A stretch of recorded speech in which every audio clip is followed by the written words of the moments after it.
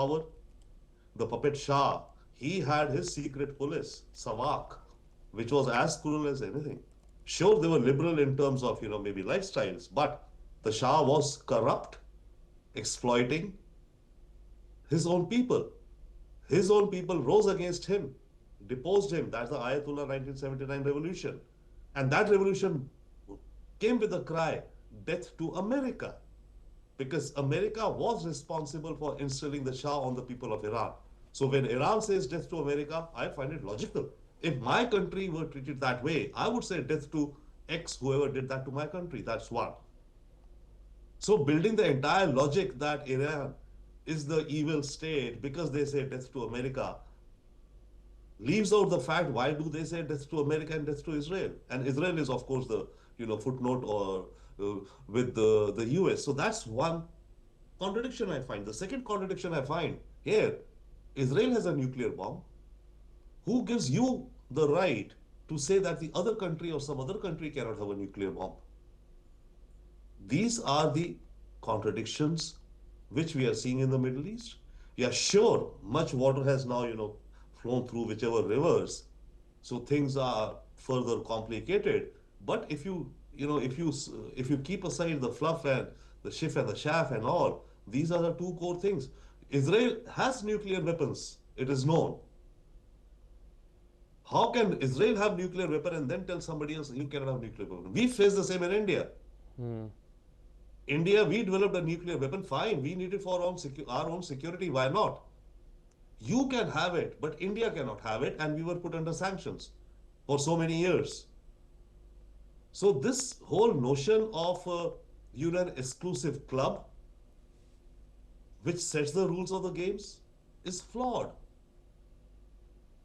And yes, going back to the idea of the UN, absolutely, the UN is unfortunately totally helpless, and there can be no hope. I see no hope there. Yes. Unfortunately. Indeed. Rubinder, Professor Popovsky, do stay with us. We have some breaking news coming in from the region. According to the US Geological Survey, a 4.3 magnitude earthquake has struck the city of Geresh in southern Iran. The earthquake occurred at a depth of 10 kilometers beneath the surface. There are, however, no reports of significant damage or casualties. We'll keep tabs on that. But moving forward and over to the European conflict, which of course still rages on, we're getting comments from the Ukrainian President Volodymyr Zelensky. He has expressed readiness to send drone specialists to support peace efforts if Middle Eastern leaders assist in facilitating a ceasefire with Russia. Zelensky indicated that US brokered trilateral peace talks with Russia set for March the 5th and 6th in Abu Dhabi are still on track despite escalating tensions in the Middle East. If necessary, these talks could be moved to Turkey or Switzerland. Furthermore, Zelensky confirmed that Slovak Prime Minister Robert Fico will visit Ukraine very soon, and the meeting will take place on Ukrainian soil. Let's listen in to the Ukrainian president. Схід має тісні економічні відносини, стосунки з Російською Федерацією. І мають вплив, якщо вони дадуть сигнал Росії щодо припинення вогню, наприклад, на якийсь час, місяць, термін, 2 місяці, ми можемо тоді відправити і захистити цивільне населення. Now, Professor Popovsky, of course, the situation has escalated dramatically in the past 3 or 4 days. We had talks set for Abu Dhabi on the 5th and the 6th, a prominent trilateral meeting between the Russians, Americans and the Ukrainians. How will this war in the Middle East affect those peace negotiations going forward? And what do you make of Zelensky's response? Yes, there is a distraction because of the events in the Middle East, and we will see what happens. Possibly those talks will happen, but not in Abu Dhabi because of the proximity to Iran, and that could very much be shifted to Turkey or somewhere else. I don't expect much from these talks. We saw those talks for many months. They The best they could produce so far was some prisoners of war exchanges, which normally happen in every war between the worst enemy. And the discussions continue with no prospect, mostly because Vladimir Putin doesn't want to end the war. It's very clear here. There were many suggestions for ceasefires over the last 12 months. Russia never accepted that, although Ukrainians did accept ceasefire. They were happy with short-term ceasefire. They were happy with long-term ceasefire. They were happy with energy ceasefire. They were happy with air ceasefire. Russia is basically declining every constructive proposal, including by Donald Trump over the last 12 months. So it's very clear who is guilty for the war, first and foremost, for the aggression in Ukraine, but also for the break of all the peaceful attempts. And Zelensky is very correct here. In those 4 years, Ukrainian army gets stronger.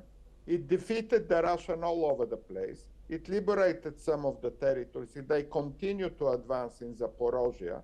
And it's time for Ukraine to be taken as a serious international player. And they have all the experience how to destroy the Iranian drones. By the way, 60,000 Iranian drones were supplied to Russia over the last 4 years.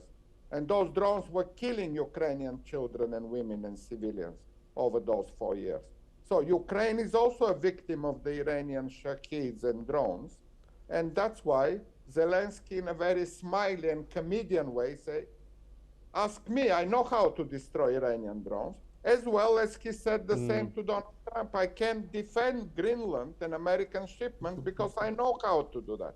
I know how to sink the Russian military boats and ships.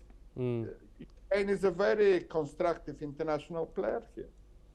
Professor Popovsky, thank you so much for taking the time and joining us. It's a great pleasure to talk to you as always. Rubinder Sachdev, do stay with us as we turn over to further developments coming out of the conflict. The closure of the Strait of Hormuz has raised global concerns as Iranian threats to block the vital waterway have caused oil prices to soar. At least 5 tankers have been damaged and around 150 ships are stranded in the region. While Iran has warned that vessels attempting to pass through will be set ablaze, shipping traffic has dropped by 80%. Oil prices surged to over $79 a barrel, and insurance premiums for vessels have hit 6-year highs. The Strait of Hormuz carries a significant portion of the world's oil supply, with disruptions affecting not only oil but also jet fuel and liquefied natural gas. However, US oil producers could benefit from the price hikes, though the longer impact term remains uncertain. Meanwhile, tanker routes are being rerouted around Africa, resulting in longer delivery times and additional costs. We'll be keeping tabs on that. We have some further breaking news coming in, this time from Oman. Drones have targeted the commercial port of Duqm today, striking a fuel tank. The Oman news agency confirmed that the attack caused damage to the fuel tank, but authorities quickly contained the situation. No casualties have so far been reported, and this is part, of course, of Iran's ongoing retaliation against US and Israeli actions in the Gulf. Despite the attack, the Duqm port remains operational, and local authorities are continuing to monitor the situation very closely. We now move on from that breaking news and over to the United States. Former US President Bill Clinton has revealed in his testimony to the House of Oversight Committee that President Donald Trump told him he had some great times with convicted sex offender Jeffrey Epstein before their relationship soured. The exchange, according to Clinton, took place on a golf resort in 2002 or in 2003. Trump explained that the falling out with Epstein occurred over a real estate deal. Clinton added that he did not believe Trump had been involved in any inappropriate actions related to Epstein. Both Clinton and Trump have denied any criminal activity in connection with the late paedophile, who was arrested on sex trafficking charges in 2019 and died in prison under suspicious circumstances. Let's take a listen in to some excerpts from that testimony as released by the House Oversight Committee. Donald Trump would come out and play a few holes with us. And he somehow knew I had flown in Jeffrey Epstein's aircraft, and he said, you know, we had some great times together over the years, but we fell out, all because of a real estate deal. And he said, I'm sorry it happened. That's all. I'm here today basically for two reasons. First of all, I love my country and the Constitution, and I believe America was built on the idea that no one is above the law, especially President. Did you ever, at any point during your interactions with Jeffrey Epstein, know about the sexual abuse that he was committing against minors and young women? No, Have you ever engaged in sexual activity with a person introduced to you by Jeffrey Epstein? no, With respect to your relationship with Ms. Ghislaine Maxwell, did you ever, at any point during your interactions with Ghislaine Maxwell, know about the sexual abuse that she committed and facilitated against minors? There's some pretty compelling footage there of former President Bill Clinton testifying over connections to the late sex offender Jeffrey Epstein. Rubinder Sachdev joins us on this. He made comments related to Donald Trump, claiming that both Epstein and Trump, as Clinton had been told, fell out over a real estate deal. Donald Trump has said that he cut all ties with him, a bit unclear over why. How is this testifying going to go down with the American public, and what light does it paint Bill Clinton in? What light does it paint Donald Trump in? I think in addition to the light it paints Clinton and Trump in, it paints America also to a certain light, and I think that's a good light. This, in a way, in isolation, let's keep everything aside, is what makes America truly great. The democratic process, equality before law, and its institutions. That's what makes America great. Sure, all of these which I mentioned are under attack and being, stress tested, let's say, but that's the saving grace of America. I hope to God it continues. Now, the light it casts Clinton in, I think Clinton came out pretty okay with it. And if I'm not mistaken, I think Trump himself said the other day that I like Clinton and something to that effect. So it paints Clinton in a okay light. Trump also, I think, does get a pass, because when Clinton said that he was told that they had a falling out between Trump and Epstein over a real estate deal. If that falling out endured. But yes, it is reported earlier also that there was a real estate deal in Florida. In fact, that's when the Russian angle first started coming in. There was a real estate deal in Florida. Epstein was going to buy it. He took Trump with him on a car ride or something and showed him, okay, I'm probably looking to buy this parcel of land. They came back. Trump went around Epstein's back, but Trump did not have money then at that point of time, apparently, or he did not have the right amount of money available. And there was some Russian oligarch from whom Trump took a loan and purchased that piece of land.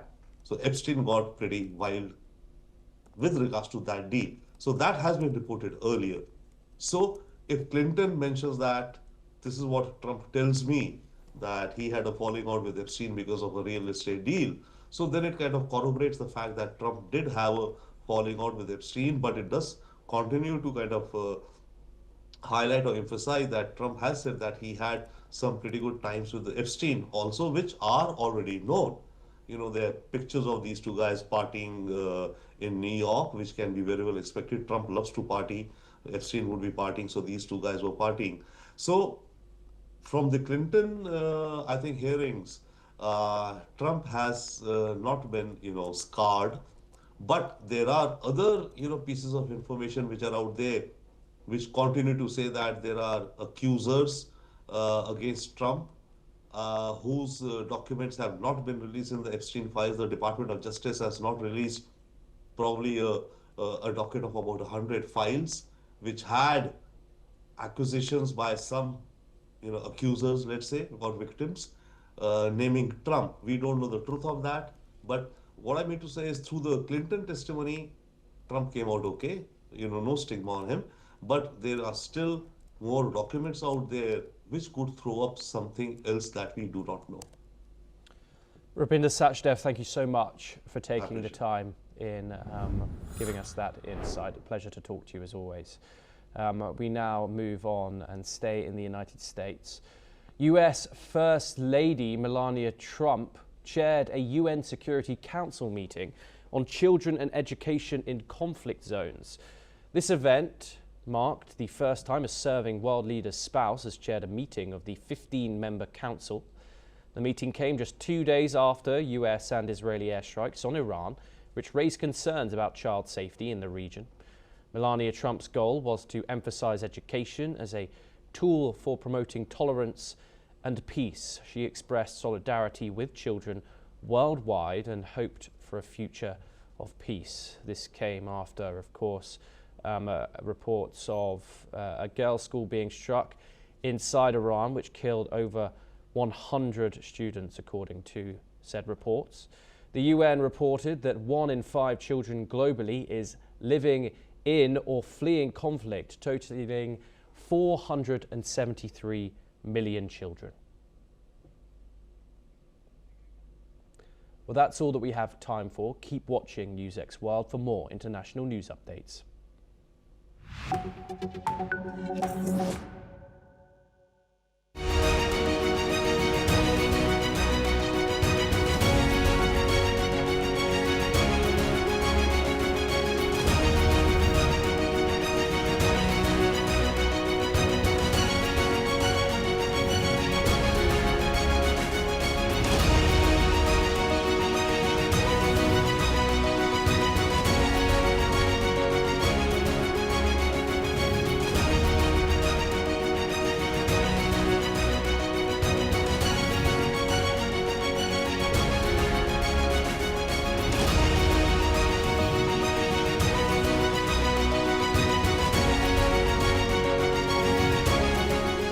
In the midst of this, life persists.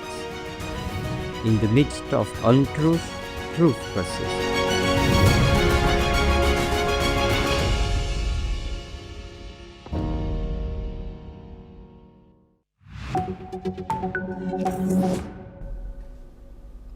Hello and welcome. I'm Suma Katauka and you're watching the World Report on NewsX World.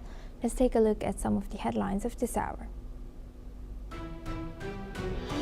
US President Donald Trump stated that the US attack on Iran is advancing ahead of schedule, but warned that the conflict could last longer than the initial estimate of about a month.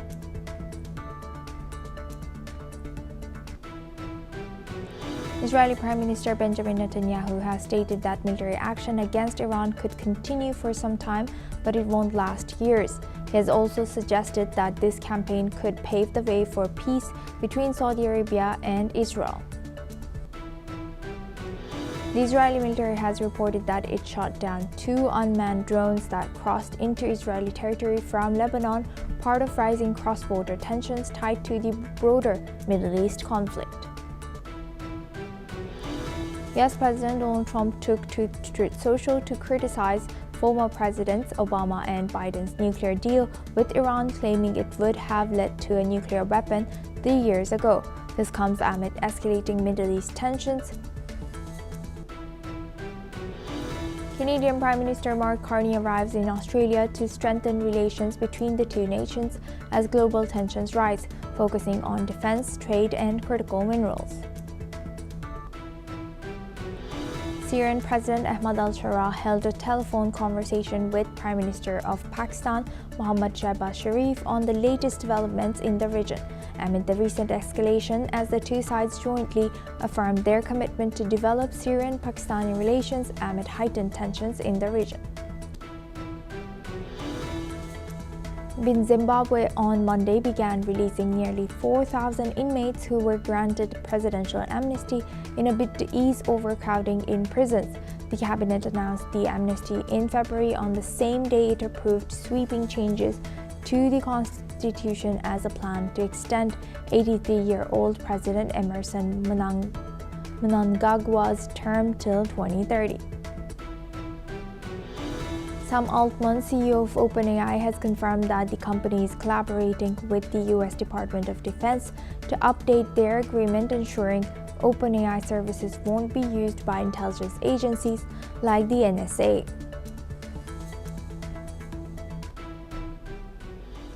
We have a breaking news coming in. A magnitude 6.5 magnitude earthquake has struck southeast of Sinabang, Aceh, Indonesia.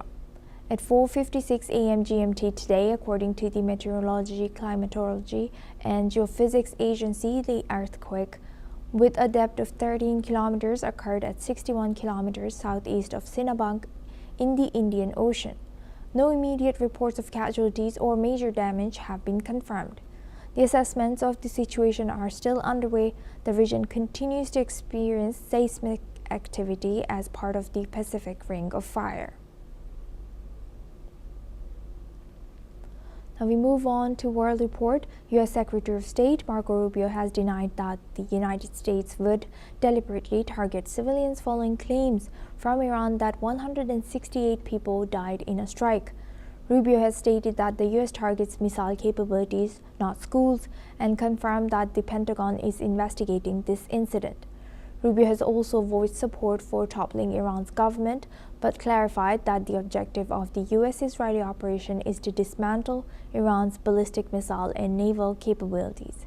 He has emphasized that the U.S. had acted preemptively after learning of Israel's plan to strike. Let's listen in. Well, clearly, the United States would not deliberately target a school. Our objectives are missiles, both the ability to manufacture them and the ability. Well, clearly, the United States would not deliberately target a school. Our objectives are missiles, both the ability to manufacture them and the ability to launch them, and the one-way attract drones. That would be our focus, and that's what we would be focused on. We would have no interest and, frankly, no incentive to target civilian infrastructure. The Iranians are, on the other hand, targeting civilian infrastructure. You guys have seen it. I'm sure you've seen it. They're hitting hotels. They're hitting embassies. They're hitting airports. They're hitting oil infrastructure. Well, it'd be very tragic, but I can't speak to the details behind it because I just don't have it. It would be a tragic outcome if it's happened. I don't have the details as to what led to it. But what is clear is that the United States would not deliberately target a. Meanwhile, U.S. Vice President J.D. Vance has defended President Donald Trump's decision to strike Iran, dismissing claims that he broke his promise to avoid endless foreign wars. Vance has stated that Trump's goal is clearly defined to prevent Iran from acquiring a nuclear weapon. He has stressed that Trump will not engage in a prolonged conflict without a clear objective, ensuring the U.S. avoids the issues faced in past wars. Now we welcome back retired Major General Sudhakarji. He is a senior geopolitical and strategic expert, joins us live from Jaipur. Thank you very much, Major General, for joining us again. Good to see you. Thank you. Now, as we are seeing this escalation in the Middle East, what do you think President Trump will use as a reason if this prolongs, and also, the fact that if this prolongs, and also the fact that there are, of course, more casualties, not just among American troops, but also Israeli troops, also among the other Middle Eastern countries, we are seeing more casualties rise. What do you think he will have to explain to his voters in upcoming elections, in midterms, that why he did what he did?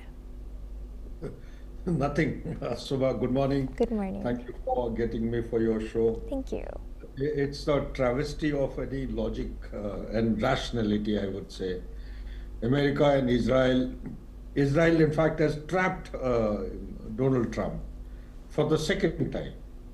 And America is in for a very troubled time ahead. It will get drawn into a very long drawn war. Although I heard what Marco Rubio said, that it is not going to be something like endless conflict or something on Netanyahu's lines. And but they are playing with a very dangerous kind of a game, playing with fire. Perhaps they have people who actually are responsible may not have understood Iran in totality. So they will do well to go deeper into the issue and then take the rightful action. It's a civilizational country, more than 5,000 years. And when you talk about the religious radical kind of Islam they have been following, it's a theocratic society. Theocracy has to be understood in entirety. What is the meaning of theocracy? It's a vertical, it's a centralized pillar.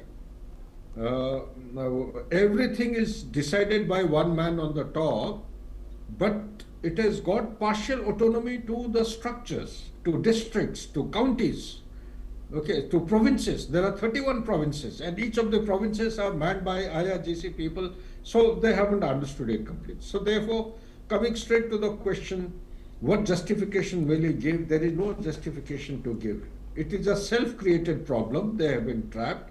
There is no reason as to why they hit this target. They went in for this. The diplomatic, I call it as a political and the diplomatic blunder. Why I call it as a diplomatic blunder is because on one hand there was a diplomacy going on. The negotiation was in a very advanced stage. Iran had already showed indications. The interlocutors had come public and said that they are very close to the solution. Okay, so under these circumstances, I don't find anything which could have justified the attack, the way 60 seconds the supreme leader and the 40. Not that I'm siding with Iran. I don't. Siding with Iran means I'm siding with terrorism. No, not at all. But the way there is some method in madness. Even in warfare also there are some sanctities, some principles to be followed. You can't call it as a preemptive strike and then, knock off the center of gravity of any country and bring the country to the knees. Iran is not going to come to the knees. They have not carried out a thorough evaluation of its defense capability, of the strength and stamina and the staying power, the economy, despite the distress. Economic distress has been created by USA and the Western allies by imposing sanctions. So they need to look at the people, wherever they left the country, are they creating another Iraq, another Syria or Libya? So these are the things he cannot justify. It is very difficult for him. There are 6 body bags have already gone within 48 hours or 3 days. First 3 days, 6 bodies. Will Americans be prepared to accept the body bags after the Afghan debacle? I don't think so. He's got much more things to actually settle in the domestic constituency. Back in America, there is an economic debt, huge debt of 168% debt to GDP ratio, $38 trillion debt. There is a issue of Epstein file. There is an issue of ICE killing the innocent civilians of American citizens. There is a problem of illegal immigrants. Host of problems. There are many. There is a gun culture which is killing their own people. The ISIS has penetrated into the system. There are reports of IRGC, same Iran people, Hezbollah, drug trafficking, and host of other things to be settled. On one hand, he says that he needs to look at the Monroe Doctrine and change the name and telling the world that you please fend for yourself, leave the Atlantic and across Atlantic to the Americas. The other hand, he's also promised his constituency not to open any new war. Wasn't that 12-day conflict last year in the month of June good enough a reminder for him that, friend, you're going against your commitment. Why are you starting new war? People in his country are asking him, why are you fighting others' war? What justification will have? Donald Trump simply has no justification.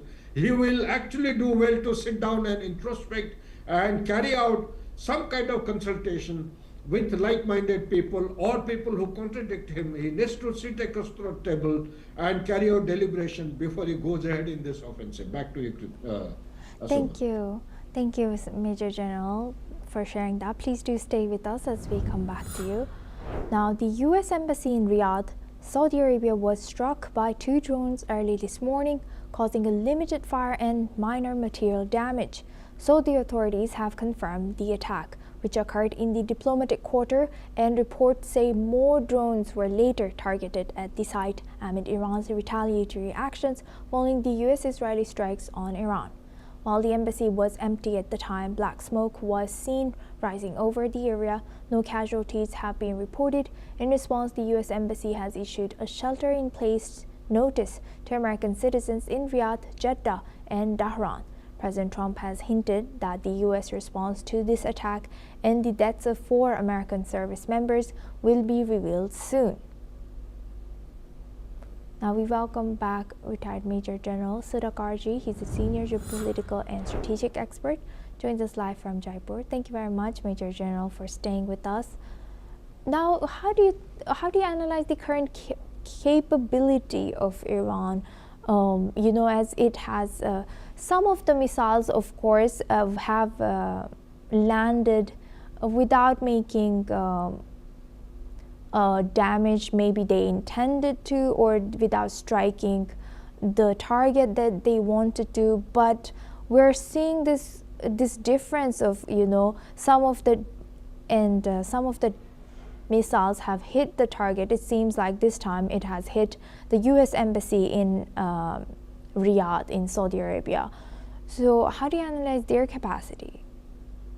You see, I give the devil its due.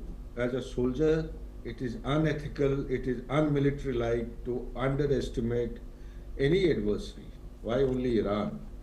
So when a campaign starts or any kind of operations are undertaken, before that, such kind of contingencies should have been thought about and be prepared for.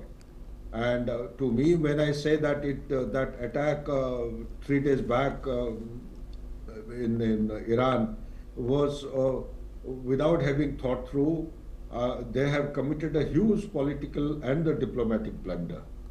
And this shouldn't have been done in this manner in 21st century. And yes, I am also agitated with the 7th October 2023. But behind that agitation, there has to be some method in madness. You cannot write off this way. So therefore, coming straight to the point, what kind of strategy they would be having, Iran would have, I feel the capacity you want to know. You see, the open domain says Iran has got around 3,000 missiles. I tend to differ. I have a different method of calculation. Their missile manufacturing started in the year 1984-85. Okay, with a very limited objective. At that point in time also, because sanctions had been imposed, indigenously they are trying to produce. They are trying to revise the goal setting, monthly goal setting, and finally it stabilized to producing around 300 missiles in a month, 3,600 missiles in a year. And given those interruptions of Iraq in Iran war 80 to 88, and thereafter a couple of that Desert Storm and etc., plus this 12 days conflict, which is accounted for, I think, 4,000 all missiles going by the open sources. As per me, I've given them 5,200. Still, the capacity of Iran, as far as the missiles and the drones are concerned, are far too many. People have lost sight of the fact. If Hezbollah alone has got 1 point, before 7th October, Hezbollah had 1.5 lakh of, or 150,000 of different kinds of rockets and missiles. Yes. Major General, I would like to also welcome Mr. Levarko on this. Thank you very much, Major General, for sharing that insight. Mr. Levarko, what's your take? How capable is Iran, also building on Major General Sudhakarji's answer? What's your take?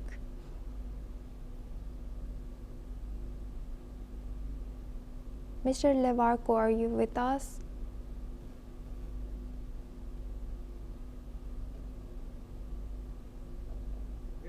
You have to. Okay, it seems like we have some connection issue over here with Mr. Levarko.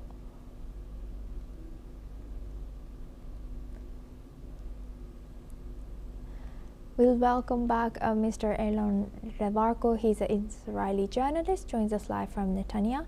Thank you very much, Mr. Levarko, for staying with us. Can you hear me? Can. Okay, perfect. So what's your take on the current capability of Iran hitting back Israel and also other countries in the region? Well, their capability is limited. Number one, Israel and with the help of the United States are controlling the skies. We have total supremacy over the skyways right over Iran. Now, what Iran lack in airplanes, they have accumulated suicide drones, drone missiles, and this is a new level of warfare that Israel are learning about. So that is a concern. The drones have been sent. Not only that, they have a large array of ballistic missiles, and they are the ones that have been able to get through and cause damage here in places like Beit Shemesh, Beersheba, Jerusalem, Tel Aviv, and so yeah, they definitely have capabilities. The Americans have taken out pretty much all of their major Navy ships, boats. They took out 11 the other day. So really, they are relying on their ballistic missiles, their surface-to-air missiles, and their drones. That seems to be the major threat. On top of that, they have fighters working from Iraq. Update recently is that the Iranian supported soldiers in Iraq have started to fire. On top of that, just over 36 hours ago, Hezbollah, who are situated in South Lebanon, who are funded by the Iranians, they made an official statement. We have entered the war. So they are not shy about it. They are pounding us up in the north, and this is a big concern. We have rallied up. Firstly, it was 70,000 reservists. That's risen to 100,000. And our defense minister is talking about boots on the ground in Lebanon, that it looks like we're going to have to move in. Why? Because in South Lebanon, the Lebanese army, it does not seem that they are strong enough, that they are capable enough to handle the Hezbollah operatives. So instead, it looks like we are preparing for a ground operation there. So that seems to be what the latest, our assessment of what's going on. But Donald Trump, President Trump, has basically made serious threats because of the attacks on American bases, American ships, and he said, you have not seen anything yet. We are going to start, we haven't even started, he said. And we all know now that when Donald Trump makes threats, when he gives his word, he keeps his word. It's a pity for the Iranians. The Iranians didn't learn over 8 months ago during the 12-day war. Well, when asked about who controls Iran, his response was, soon you will see. So according to the American intelligence, they are way ahead of schedule. The Germans and the French are considering, and the British are considering getting involved as well. We saw that the British were attacked on one of their bases in Cyprus. So this is definitely heating up, and it's not going to happen overnight. But on the other hand, it's not going to take forever. Benjamin Netanyahu was saying this is moving fast, it's going to be swift, and it's not going to be a prolonged, long war. We've already taken out the head of the snake, the supreme leader of Iran. So we're sitting back waiting to see as these events unfold. Thank you very much, Mr. Lavarco, for sharing that insight. Now we have another news. Moving on, in a statement released by U.S. Central Command, the death toll of U.S. military personnel in the ongoing Iran war has been confirmed to have risen to 6 people, up from 4. This includes 2 service members whose remains were recently recovered from a facility struck during Iran's initial attacks in the region. The statement also confirmed that U.S. forces hit over 1,250 targets within the first 48 hours of the conflict. These targets included command centers, ballistic missile sites, Iranian naval ships and submarines, and anti-ship missile sites. The escalation highlights a significant intensification on the conflict, with both sides ramping up military actions across the region. U.S. Central Command continues to prioritize the safety and security of U.S. personnel and assets while actively engaging in ongoing military operations. Now we welcome back retired Major General Sudhakarji. Thank you very much, Major General, for staying with us. You know, as the casualties are rising, unfortunately, not just among U.S. troops, but also, Israel and also in the Gulf countries, do you think this is escalating and will continue more than, the initial announcement that this was going to be 4 days, then 4 weeks, and now we don't know how long will this prolong to? Your question, it's a very brilliant question you have asked, Asoma.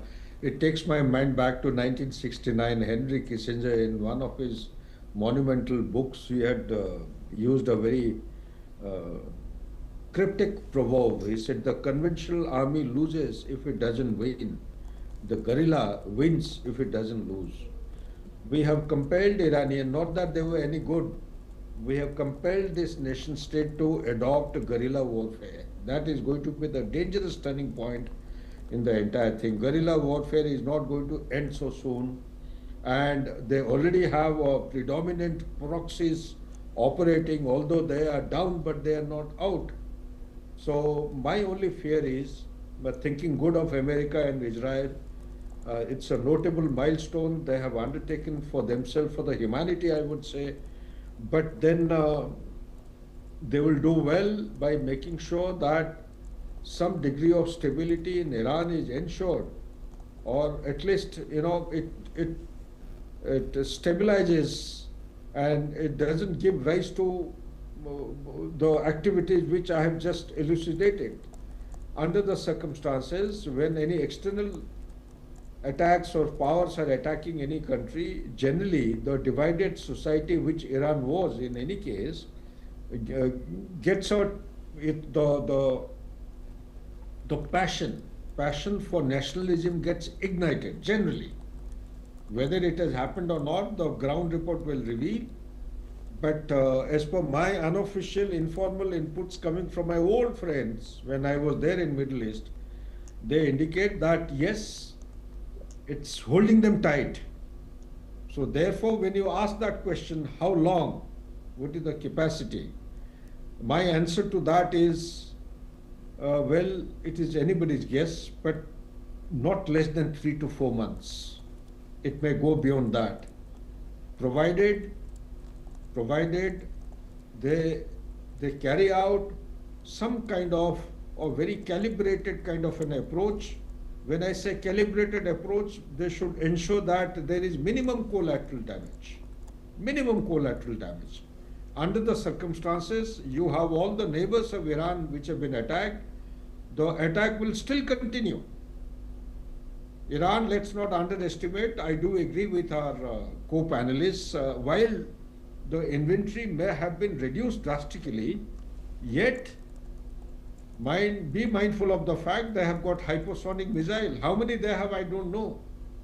The Fatah 2, which moves at 18,000 kilometers per hour, no radar or surveillance system in the world can either track or detect it or intercept it. Israel doesn't have an interceptor. So they are yet to show that. And Fatah series missile, hypersonic missiles, I am given to understand China also has extended support, the DF-17, which also is based on a hypersonic glide vehicle. Now these are very, very dangerous kind of, weapon platforms, if they have, if Yes. Iran has got, that also will indicate as to how long this operation will last. Yes. And I'm also told that more than 100,000 kamikaze drones are there. Yesterday I had done the bin counting, I brought it down to 86,000 by The physics.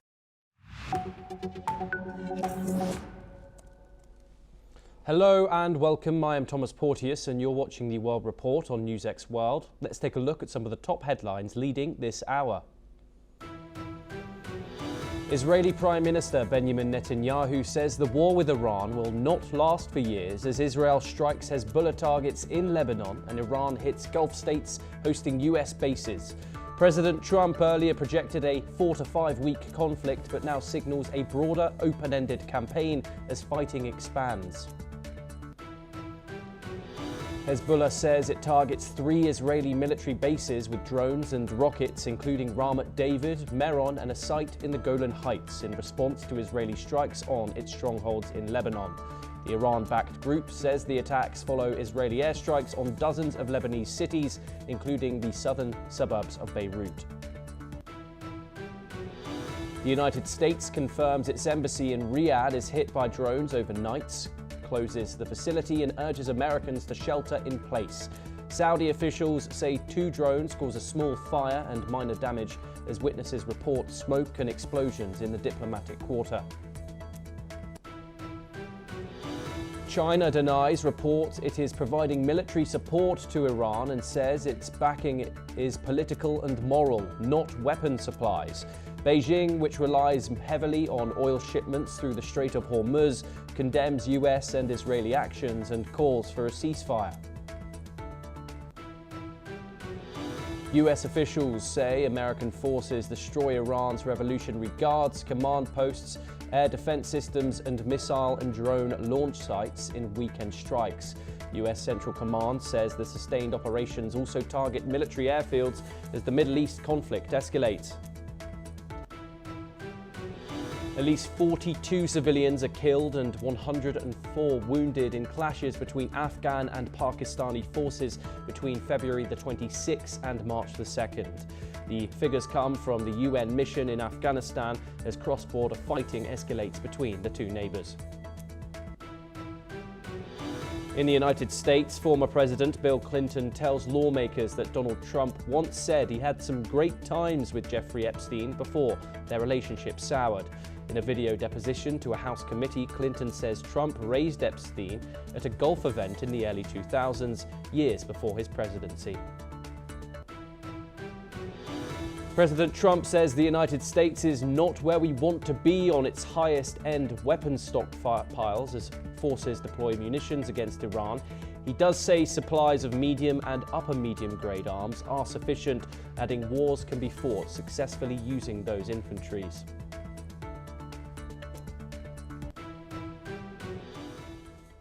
We come to you amidst turmoil in the world's most volatile region, the Middle East, where at least 5 people have been killed and 25 others injured in a US-Israeli attack on residential areas in Hamdan in western Iran. According to the reports, the strikes targeted populated neighborhoods, causing significant civilian casualties. The attack has escalated tensions in the region, with authorities continuing to assess the full extent of the damage. Local officials are calling for immediate international attention to address the rising toll on innocent lives. We'll, of course, be bringing you more coming out of the Middle East as time progresses. We have some more updates coming your way. Statements from the US president coming up next, where Donald Trump has outlined his administration's 4 key goals in the ongoing conflict with Iran. He emphasized the urgency of the mission, stating that the big wave of strikes is still to come. The goals include destroying Iran's ballistic missile stocks, annihilating its navy, preventing Iran from obtaining nuclear weapons, and stopping the regime from arming proxy militant groups. Trump clarified that these actions are part of a broader strategy to address what he calls Iran's sick and sinister regime. Let's take a listen into the statements. Our objectives are clear. First, we're destroying Iran's missile capabilities, and you see that happening on an hourly basis, and their capacity to produce brand new ones, and pretty good ones they make. Second, we're annihilating their navy. We've knocked out already 10 ships. They're at the bottom of the sea. Third, we're ensuring that the world's #1 sponsor of terror can never obtain a nuclear weapon, never going to have a nuclear weapon, I said. And finally, we're ensuring that the Iranian regime cannot continue to arm, fund, and direct terrorist armies outside of their borders. The US president there outlining the aims of the Israeli and the US operation in Iran. We're now joined by Professor Georgi Toleraya, a professor at the Russia Academy of Science, and we're also joined by Professor Ephraim Imbar, a senior researcher at the Jerusalem Institute for Strategy and Security, joining us live from Jerusalem. I want to start with you first, Professor Imbar. Benjamin Netanyahu said this morning, as well as the US president, that this would be a short campaign. However, both what we've heard about the aims here, this is not a small task. Donald Trump has said that the big wave of strikes is still to come, which the goals will include destroying the ballistic missile stocks, annihilating the Navy, preventing Iran from obtaining nuclear weapons, and stopping and arming these proxy groups across the region. Is this really an operation that is going to take 4 or 5 weeks, as the US president and the Israeli prime minister has assured those skeptics of this war? I think that the combined air forces of the United States and Israel could do the job in 4 to 5 weeks. But of course, there is another goal which was not stated clearly in President's speech, is removal of the Ayatollah regime. And this could take longer, but I think that both countries seem to have enough capabilities to extend somewhat this war. Professor Toleraya, coming to you next. Of course, this war is escalating at unprecedented levels, and we have been given that 4 to 5 week timeline from the US president in particular. Given the scale of Iran, it is after all a country of over 90 million people, has a extremely powerful and well-armed revolutionary guard, as well as the proxies that we have mentioned, your likes of Hezbollah and the Houthis. How likely is it that this operation is included in that short time span given?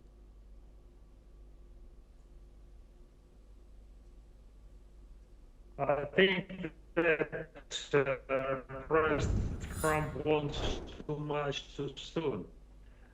Iran's only chance of attrition Iran, after the initial shock,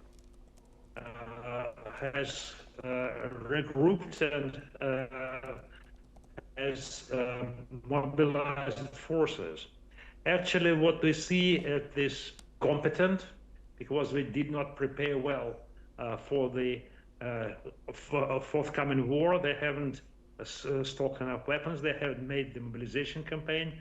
This leadership is removed. And now we have new leadership, which will be much more active, which has the experience and have no limits, no religious bans for any kind of weapons. And I think that could really bring Iran to be a much more serious adversary that President Trump and Americans have initially thought. So the longer Iran holds, the more doubtful is the outcome of this war. And if it holds, for example, for a month or two, I think that the result may be far from anticipated by President Trump. So far, I see no danger of collapse of Iranian regime. They seem to hold this strike. So who will run out of weapons first is a question, because US have supplied over the last several years a lot of their arms to Ukraine, so they're already short of Tomahawks and some anti-aircraft missiles, as far as I've seen the reports. So we shall see how it will develop. Professor, I want to come to you next. What's the feeling today in Israel, especially in regards to that threat from Hezbollah, which is currently firing cross-border from southern Lebanon? Hezbollah has limited capabilities, and Israel is basically well prepared in terms of defending the rear front of this type of threats. Of course, there could be damage and loss of lives, but the country continues to function as regular, and actually the opening of fire by Hezbollah provided Israel an opportunity to continue its campaign against Hezbollah that was stopped by the United States and by the ceasefire imposed upon Israel by the United States some months ago. So Israelis seem to be content that we have this opportunity to further weaken the Hezbollah in Lebanon. And we are encouraged by the attitude of the Lebanese government that came out against any military activities of Hezbollah and demands its disarmament. Indeed. Professor Imbar, Professor Toleraya, do stay with us as we move on to some further developments coming out of the conflict. Israel's Defense Minister, Israel Katz, has announced that he and Prime Minister Benjamin Netanyahu have authorized the Israeli Defense Forces to seize additional strategic positions in southern Lebanon. This move comes after escalating attacks by Hezbollah, an Iran-backed armed group. Katz stated that the aim is to prevent further attacks on Israeli border communities. The recent escalation follows Hezbollah's involvement in the conflict, joining Iran in its attack on Israel after the US and Israel began military operations against the Islamic Republic. Professor Imbar joins us once again on this. What more do you know about the current military movements that have occurred today? We know that Israel Katz, the defense minister, has given the go-ahead for the IDF to launch ground operations inside and further inside Lebanon. What advantages is this going to bring in that conflict?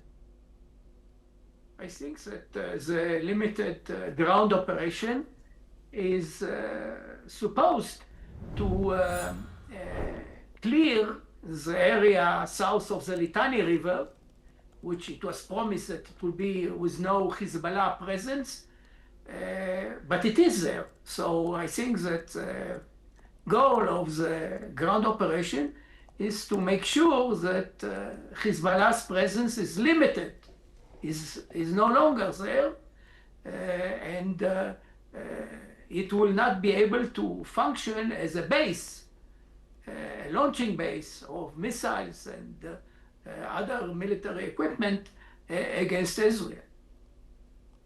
And in terms of the further violence that has occurred as a reaction to the American and the Israeli campaign, how do you expect this to escalate, particularly in terms of the Gulf? We've seen a US embassy attacked overnight. We've of course seen further explosions throughout the region, particularly of course going and aiming for those US embassies and other military bases throughout the region. How is this going to escalate even further, do you think? So far, the Gulf countries actually absorbed all Iranian attacks, which were not only against American bases, but also against civilian targets in those countries. Those countries have refrained from reacting so far in military terms. They said many bad things about Iran.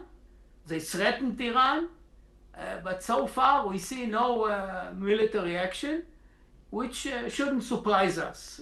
Those countries are afraid of Iran, and they tried actually their best to serve in the Iranian interests to prevent the war, and therefore they don't seem to display any courage to counter the Iranian attacks with their own means.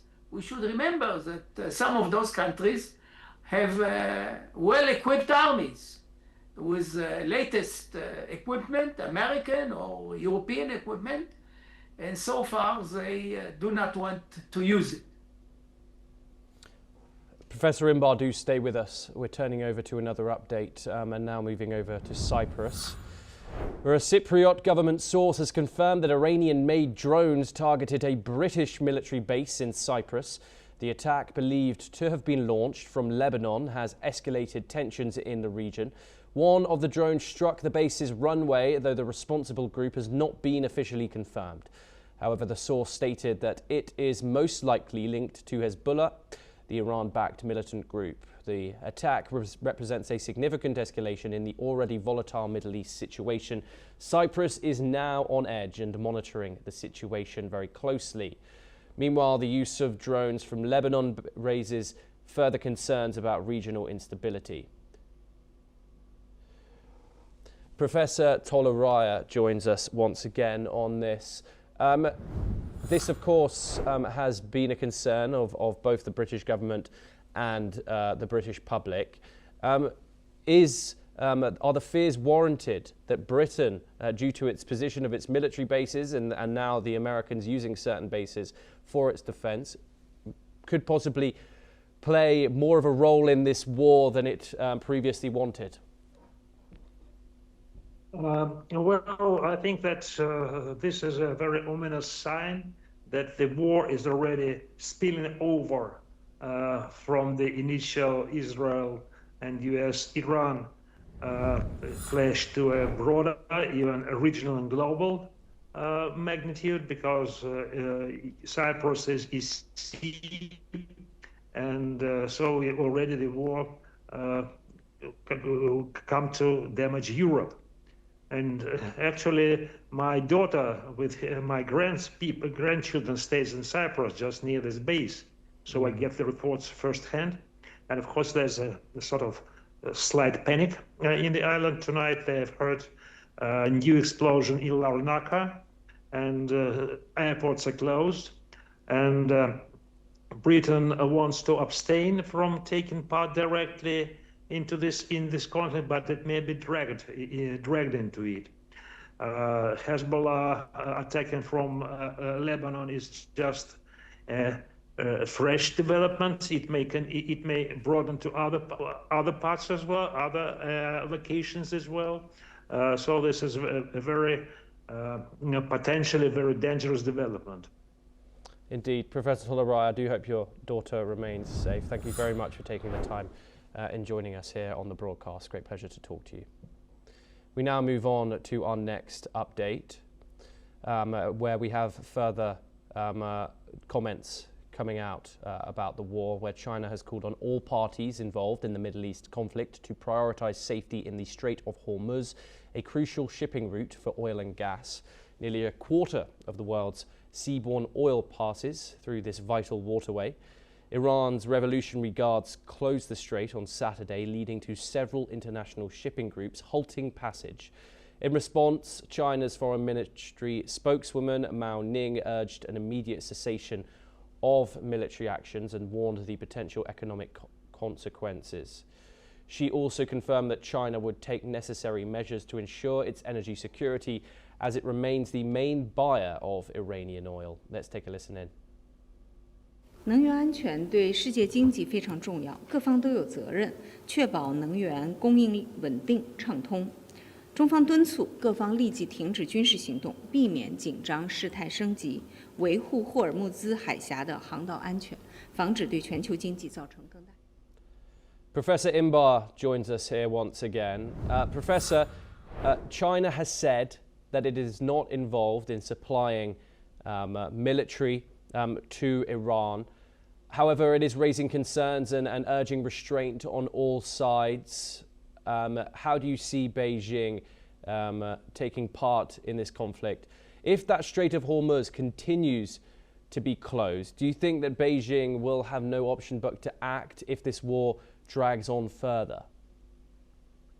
China has no ability, no military ability to intervene in the Middle East. It cannot project power to this region, and therefore we see Pavlovian reaction on part of China and some kind of bravado. China is impotent, as it was impotent in the war in June. It cannot help its Iranian ally. And to add something to a scholarly discussion, we don't see a multipolar world. Actually, we see a unipolar world in which the United States can do things unilaterally with other powers unable to intervene and to do something against American schemes. Professor Imbar, thank you so much for taking the time here on the broadcast. It's a great pleasure to talk to you and get your insight. I do hope you stay safe in this conflict. We now turn over to our next story. We have another development. US President Donald Trump has said that the once solid relationship between the US and the United Kingdom is not like it used to be. In an interview, Trump noted that while the US had a strong historical bond with the UK, it now maintains equally strong relationships with other European countries. Trump's comments followed UK Prime Minister Keir Starmer's refusal to allow the US to use British military bases in Cyprus for operations against Iran.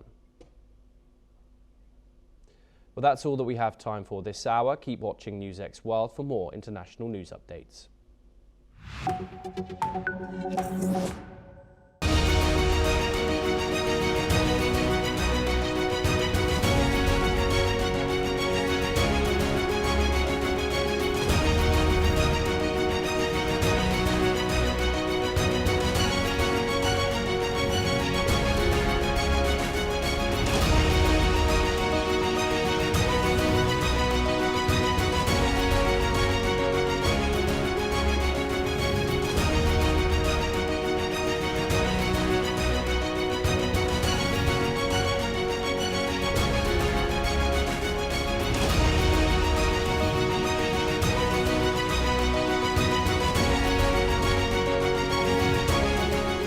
In the midst of death, life persists.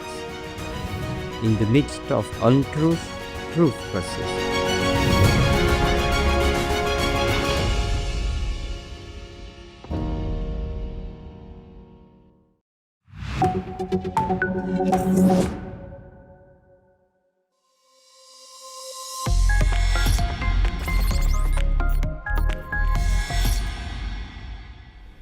Hello and welcome. You are watching Trending Tech on NewsX World, where we bring you the latest tech breakthroughs and trends from around the globe.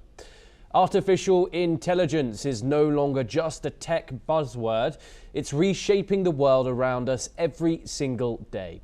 From the way we shop online to how hospitals diagnose diseases, AI and machine learning are quietly running behind the scenes. Most of us interact with it without even realizing. Recommendation systems, voice assistants, fraud detection, and smart traffic management are just a few examples. Across industries like healthcare, finance, and logistics, AI is helping companies make faster, smarter decisions and boost efficiency. In classrooms, it's changing how students learn and how teachers teach, while businesses face both the challenge and opportunity of job transformation. AI could redefine daily life in ways we haven't fully imagined yet. Today, we take a closer look at where AI is making the biggest impact. To discuss all this and more, joining us now is Mehdi Samayegans. He is a lecturer at Taylor's University, the School of Computer Science. He holds a PhD in artificial intelligence. Thank you very much for joining us, Mehdi. It's a pleasure to have you here on the program. Let's get straight into this conversation. Artificial intelligence is everywhere in headlines, but in practical terms, where are we seeing AI and machine learning making the biggest real-world impact today?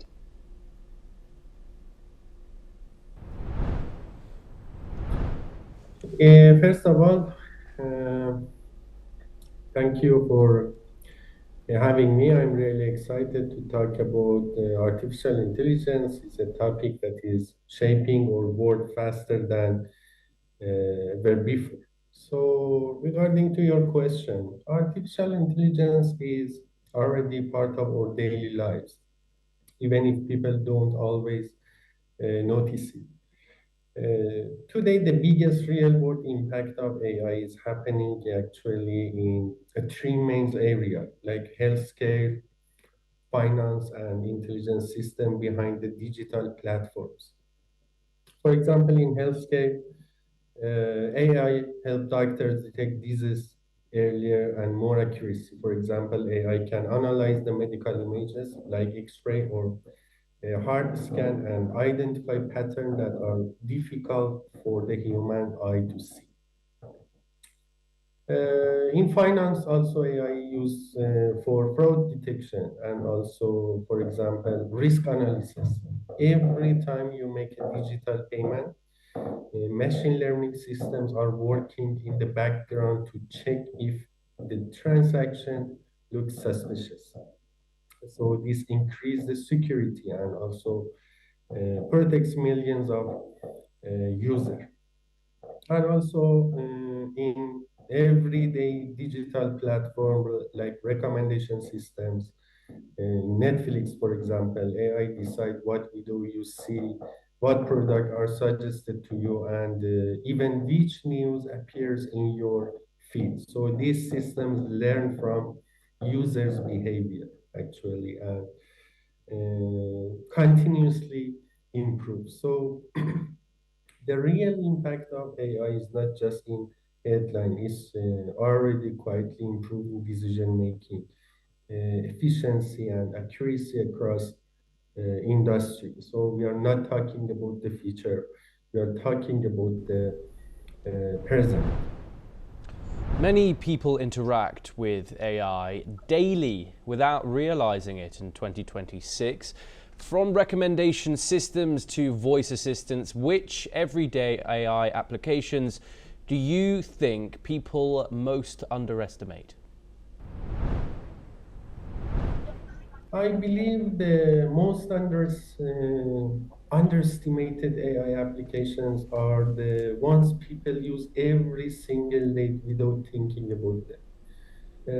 First is the recommendation systems. When you, for example, open Netflix, YouTube, or even online shopping application, the content you see is not random. AI studies your behavior, what you click, what you watch, and how long you stay, and then predicts what you might like next. Many people think it's just a simple filter, but in the reality, it is the advanced machine learning working in real time.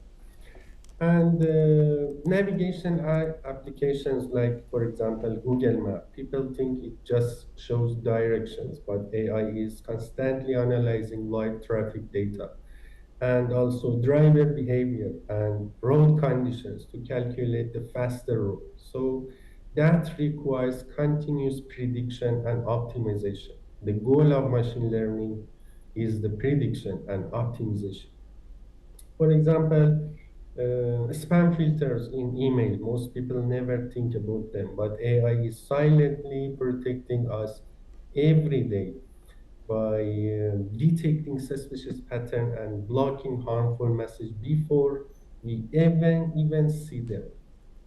And finally, for example, voice assistance. When you speak to your phone, AI converts speech to text and understands your intention and generates a meaningful response within a second. So that process is very complex, but it feels simple to the user. And the most powerful AI systems are often invisible. When technology works so smoothly that people don't notice it, that is when it is truly successful. Across sectors like healthcare, finance, and logistics, how is machine learning transforming decision making and efficiency on the ground, not just in theory? Yeah, that's a very great question because many people still think of AI so as a something theoretical or but in reality, machine learning is already transforming the decision making in real world industries. For example, let's talk healthcare as an example. Hospitals now use AI to predict patients' risk, like the chance of heart attack or infection. So these systems learn from thousands of past cases and give doctors real-time support in making better and faster decisions. So it's not just theory, it's saving lives today. In finance, also machine learning helps banks detect fraud in a second. And it also supports smarter investment decision by analyzing massive amounts of market data much faster than any human team could do. And in logistic and supply chain, AI also predicts demand and tracks delivery times and even plans roads for delivery trucks to avoid traffic and reduce fuel costs. So this led to faster deliveries and lower costs, especially for global companies. What is exciting is that these AI systems are not replacing people. They are helping humans make better decisions based on more data and also better prediction. That's where the true power of AI lies, not in replacing us, but in supporting us. But to be honest, AI will take some of the jobs, but the goal is helping human make better decisions. As a lecturer in computer science, how are you seeing AI tools reshape the classroom, both in how students learn and how educators teach? Yeah, as a lecturer in computer science, I can clearly see that AI is reshaping the classroom in two major ways: how students learn and how educators teach. First, from the student side, AI tools give students instant feedback. If they are learning programming, for example, AI can help them debug the code and explain errors and suggest improvement in real time. So this makes learning more interactive and personalized. Students no longer have to wait days for feedback. They can learn faster and correct mistakes immediately. AI also support different learning speed. So students need more examples, others want deeper challenges. An AI system can adapt to these needs, which make education more flexible. And also from the educators side, AI help us design better materials and analyze students' performance. We can quickly identify which topic students struggle and with and adjust our teaching strategy. It also reduces repetitive tasks like grading simple quizzes, so we can focus more on mentoring and critical thinking. But there is also responsibility. We must teach students how to use AI ethically. Is very important. Not just copy answers, but I understand the concepts. So overall, AI is not replacing the teachers. It's becoming a powerful assistant in the classroom and making learning smarter, faster, and more personalized. And there's a growing debate about AI replacing jobs. From your perspective, are we seeing more job displacement or job transformation? And which industries should be preparing the fastest?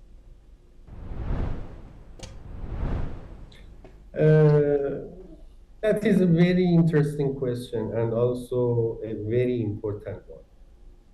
I believe AI will replace some jobs. We should be honest about that. Automation has always replaced certain types of work throughout the history, and AI is very powerful form of automation. But I don't think the full story is job disappearance. I think it's mainly job transformation. The key difference will be this. For example, people who learn how to work with AI, especially those who know how to ask the right questions and use AI tools effectively. So we keep their value in the job market. So those who ignore it may struggle. For example, recently I saw a video of a truck driver in Turkey who went to sleep at night while his autonomous truck drove the entire road. And in the morning, he woke up very happy. But honestly, if I were in his position, I would not feel comfortable because if the truck can drive by itself at night, then in the future, it may not need the driver at all. So yes, some jobs, especially repetitive and predictable ones, are at high risk. But at the same time, AI is creating entirely new jobs that didn't exist 10 years ago. AI engineers, prompt engineers, data scientists, AI ethics, AI trainers. So this pattern has happened before during the industrial revolution and also the digital revolution. So industries that should prepare fastest are transportation and manufacturing, customer service, and even parts of the media and finance, because automation is moving very quickly there. In the end, AI will not simply remove jobs. It will change the definition of many jobs.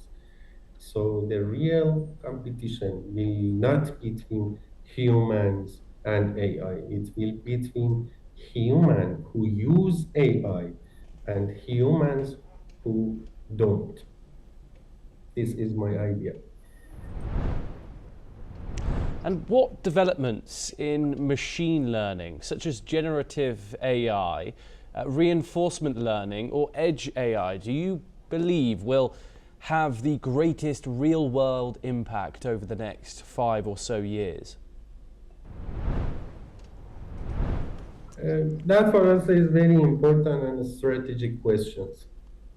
Over the next 5 years, I believe 3 areas will have the greatest real-world impact, like generative AI, reinforcement learning, and edge AI, but in different ways.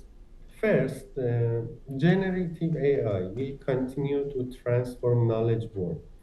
It is already helping with writing, coding, design, customer support, and content creation. In the near future, it will become more specialized in supporting doctors, lawyers, engineers, and also researchers with high-level tasks. So its the biggest impact will be in productivity and creativity. Reinforcement learning also will quietly power intelligent decision system. It is especially important in robotics, autonomous vehicles, energy optimization, and also a smart infrastructure. Reinforcement learning allows actually machines to learn by interacting with environments and improving those experience. So in complex dynamic systems like traffic control or power grids, this will be extremely valuable. And edge AI may become one of the most transformative developments. Instead of sending all data to the cloud, AI models will run directly on device, like smartphone cameras, medical equipments, drones, something like this. So this means faster decisions and lower latency and better privacy and more reliability. For industries like healthcare, manufacturing, and transportation, this is very important and critical. If I had to choose one area with the broadest impact, I would say generative AI will change how people work, while edge AI and reinforcement learning will change how systems operate.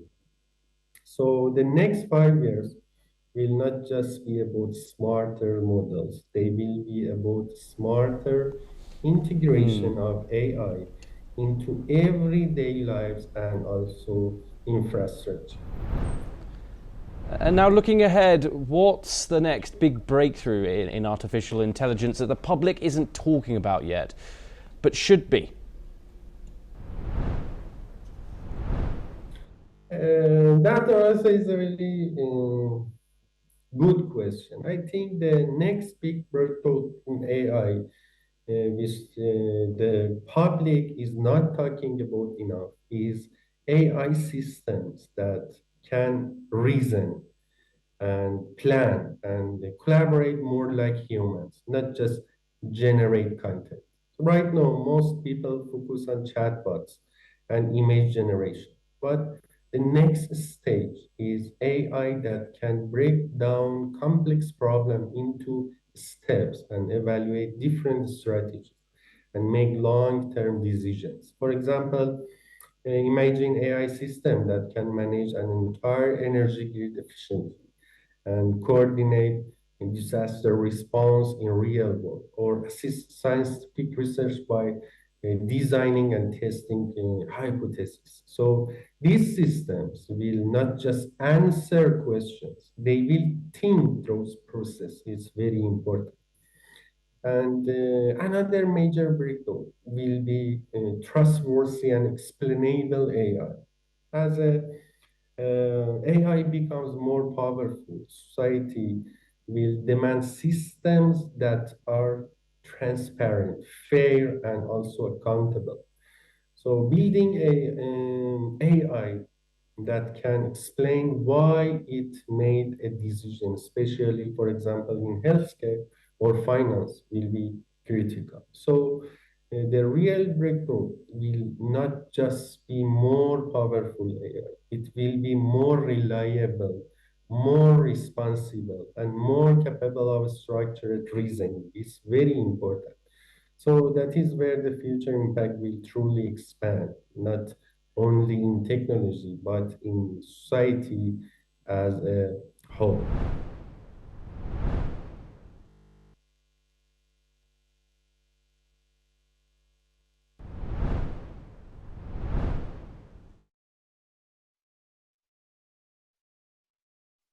Stay tuned on NewsX World.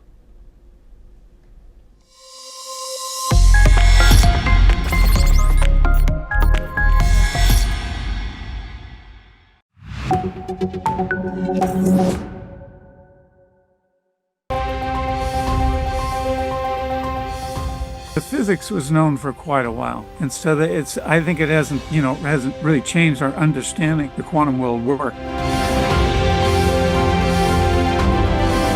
Job with the James Webb Space Telescope was to look as far back in time as we could to see the universe as it was young. Changing the basic attitude about what education is for and what it needs to be. Biology, medical studies, they make great progress.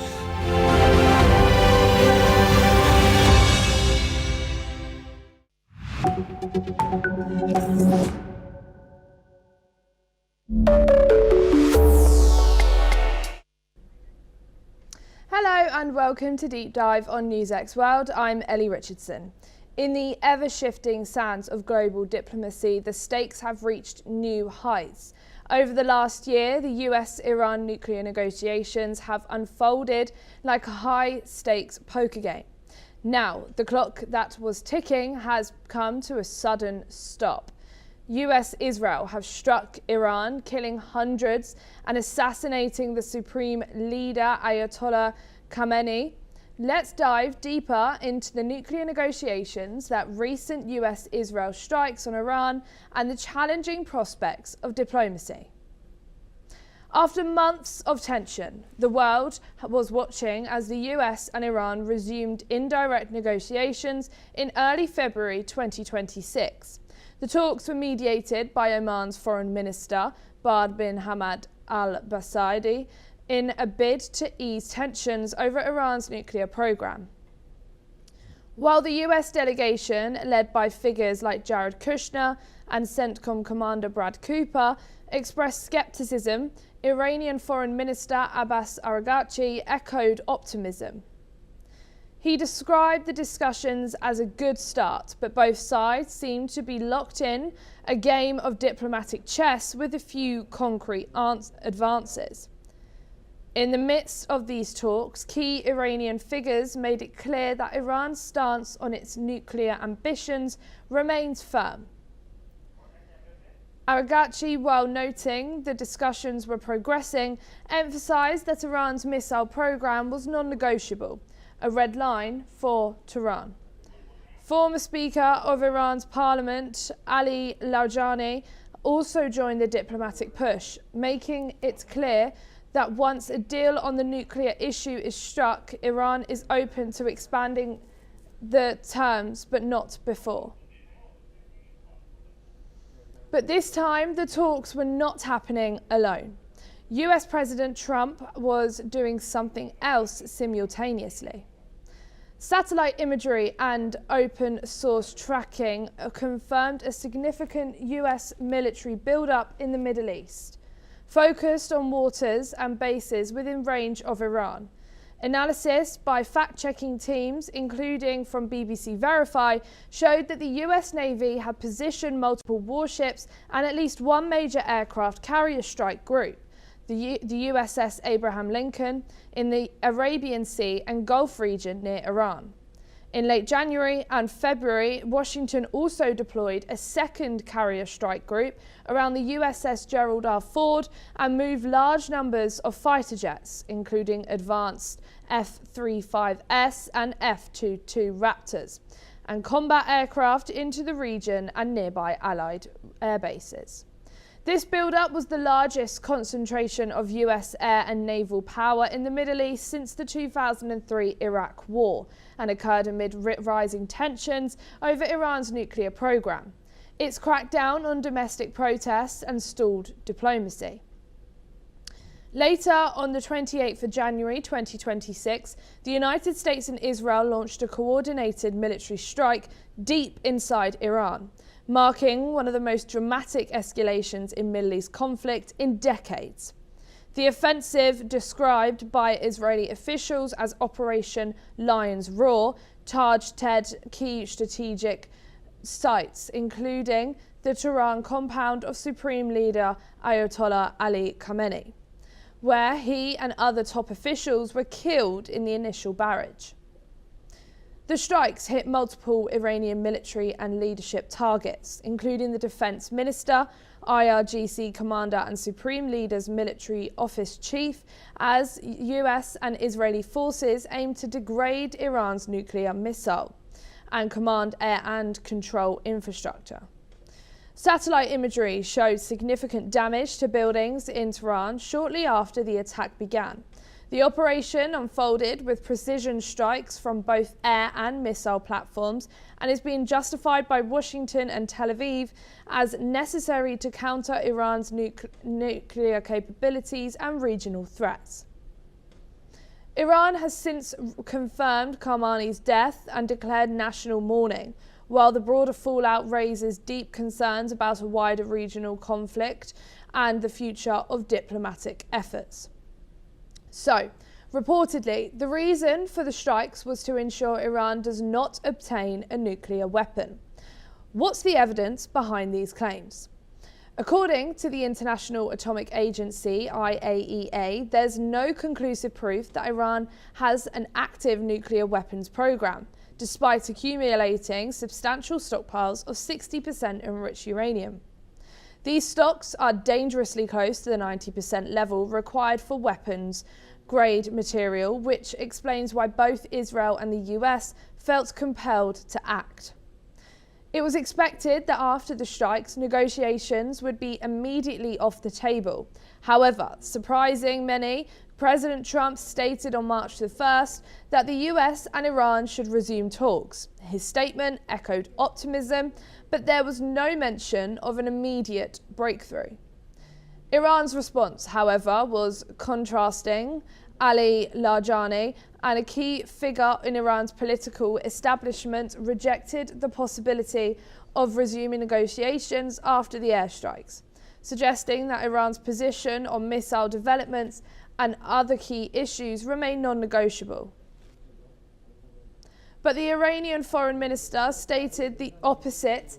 The leader reiterated that Iran has always been open to diplomacy. Listen in.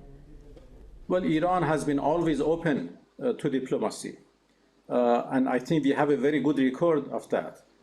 Contrary to Americans, that their record is very bad and very negative. You know, this is the second time that we negotiated with Americans and they decided to attack us right in the middle of negotiation. So the first, rocket or missile or whatever that they fired hit the negotiation table. It happened exactly the same last June. We had another experience. We negotiated with them together with other members of P5+1, and we concluded the deal in 2015. And it was the US who withdrew with no justification, with no reason. And Iran remained committed to that deal as long as it was, in place. So nobody can question Iran's, good faith and readiness for diplomacy, for talk. As tensions continue to mount, the world now finds itself at a crossroads. The US-Israel strikes, while presented as a necessary measure to prevent Iran from acquiring nuclear weapons, have undoubtedly deepened the divide between the two nations. Yet the question remains, is the US truly committed to diplomacy, or are we witnessing another chapter in its long history of military intervention in the Middle East? How can the US claim the moral high ground when its actions have resulted in the death of one of the most powerful leaders in the region and the loss of hundreds of innocent lives? Dan Perry is now joining us, who is an international affairs expert, joining us from Tel Aviv. Thank you so much, Dan, for joining us for this episode of Deep Dive. My first question for you is, while the US was engaged in Omani mediated talks led by Jared Kushner, it was simultaneously positioning the largest naval assembly since 2003. Was the diplomatic track a genuine attempt at a grand bargain, or was it a strategic deception operation designed to fix the Iranian leadership's location and lower their guard for Operation Epic Fury? I think the United States has simply lost patience with the Iranian posture in the region over the past nearly half century, and with their method of negotiation, which is to buy for time, which is to buy time, to obfuscate endlessly, to quibble over every detail. I think the U.S. was probably genuine in its willingness to not go to war, but less genuine in its willingness to compromise with the Iranian government. They were basically presenting an ultimatum, and they had terms, and those terms could fairly be described as terms of surrender for the Islamic Republic, by which I mean, of course, as has been repeatedly explained, no nuclear enrichment at a military level, no long-range ballistic missiles that can be used for aggression, and no further funding, training, arming, and guiding of militias around the region.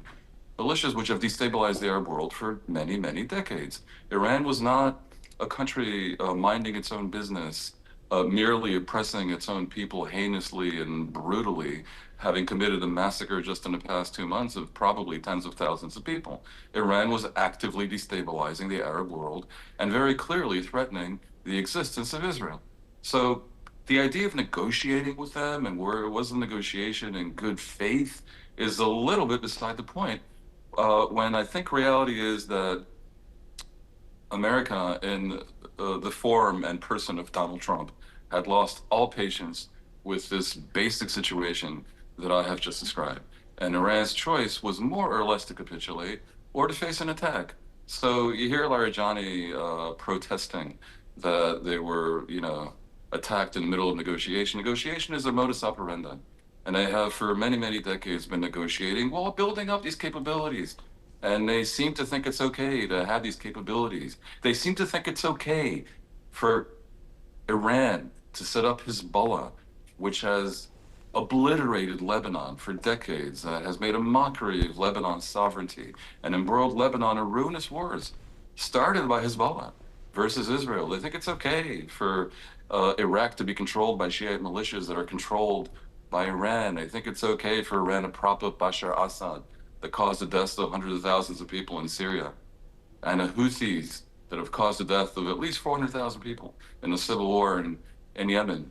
I think it was game over for Iran. Khamenei and his cabal failed to realize that, and they paid the price. So the negotiations, I think, were only partly genuine in the sense that they were essentially a diktat. Iran rejected that diktat, and that was the outcome of the negotiation. You could argue that the procedure wasn't met properly, and I would agree with you. The way the U.S. carried out this war is extremely problematic in terms of international law. The argument in favor would be that there are points in history where procedure gets in the way and something decisive has to happen.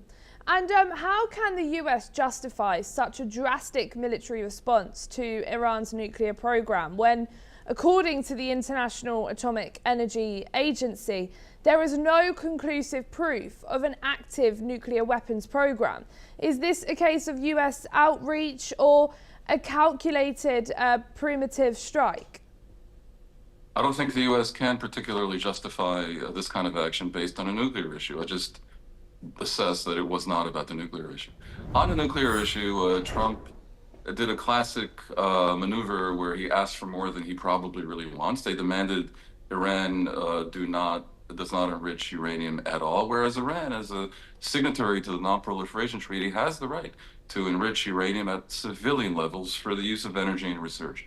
But Iran is, I believe, the only country in history that was enriching uranium to 60 and 80% levels, which is purely for weapons purposes, while denying they want a weapon, and they've been doing this for decades. So Iran lied about it.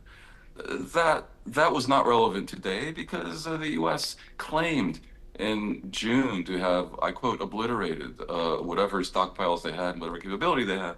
And so, yeah, I don't think the kind of action we've seen in the past several days is justified by the American position on Iranian nukes. But I also know it is not about the nukes. And you saw in the past couple of weeks, the U.S. trying to broaden the discussion to the ballistic missile program and the proxy militia program. And Iran... What we can do as...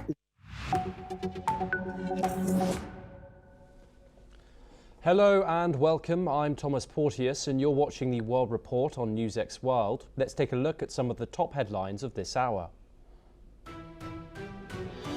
Israeli Prime Minister Benjamin Netanyahu says the war with Iran will not last for years as Israel strikes Hezbollah targets in Lebanon and Iran hits Gulf states hosting US bases. US President Donald Trump earlier projected a 4 to 5 week conflict, but now signals a broader, open-ended campaign as the fighting expands. Hezbollah says it targets 3 Israeli military bases with drones and rockets, including Ramat David, Miron, and a site in the Golan Heights in response to Israeli strikes on its strongholds in Lebanon.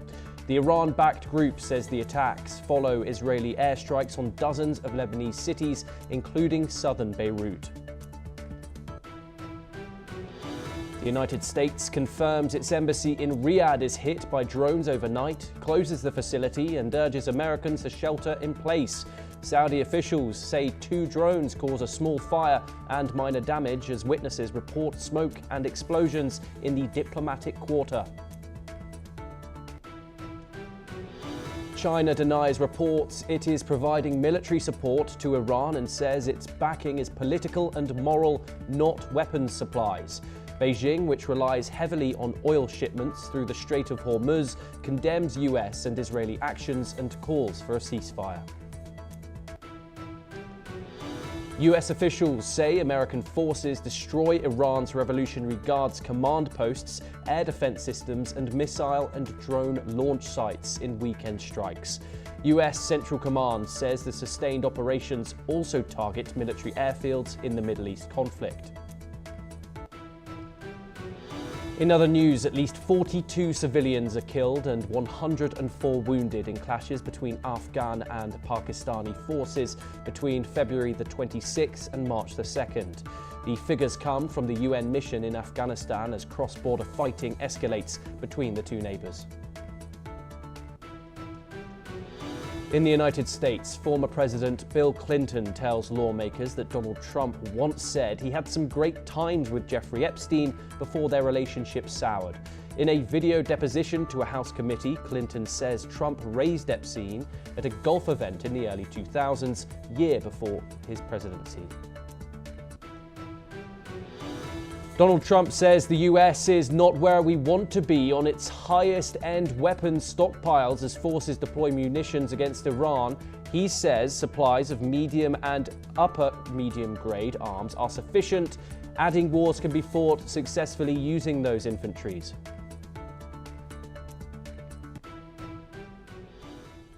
Those are the headlines for the hour. We start, of course, covering the ongoing tensions and conflict between Iran and the United States. On the Israeli side, troops have launched incursions along parts of the Lebanese border, according to a Lebanese official. The Lebanese army has pulled out of at least 7 forward operating positions in the area. Israeli Defense Minister Israel Katz and Prime Minister Benjamin Netanyahu have authorized the Israeli Defense Forces to seize more strategic positions in southern Lebanon. This move follows increased attacks by Hezbollah, an Iran-backed militant group which joined Iran in its conflict with Israel after the US and Israel began operations against the Islamic Republic. Katz emphasized that these actions aim to prevent further attacks on Israeli border communities. Joining us in this discussion, we have retired Major General Gigi Davidi, a war veteran and professor of international relations and strategic studies, joining us live from New Delhi. Thank you so much for joining us here. It's always a great pleasure to talk to you. Thank you, Thomas. Pleasure. We are seeing now Israeli forces march into Lebanon, gaining what it calls strategic positions in the south of the country as Hezbollah continues to attempt to launch strikes into Israeli territory following 3 days of conflict and strikes on Iran, of course, following the killing of the supreme leader. How serious should we take this escalation in the broader context of this ongoing conflict? Well, Thomas, Lebanon border has been active since 1982.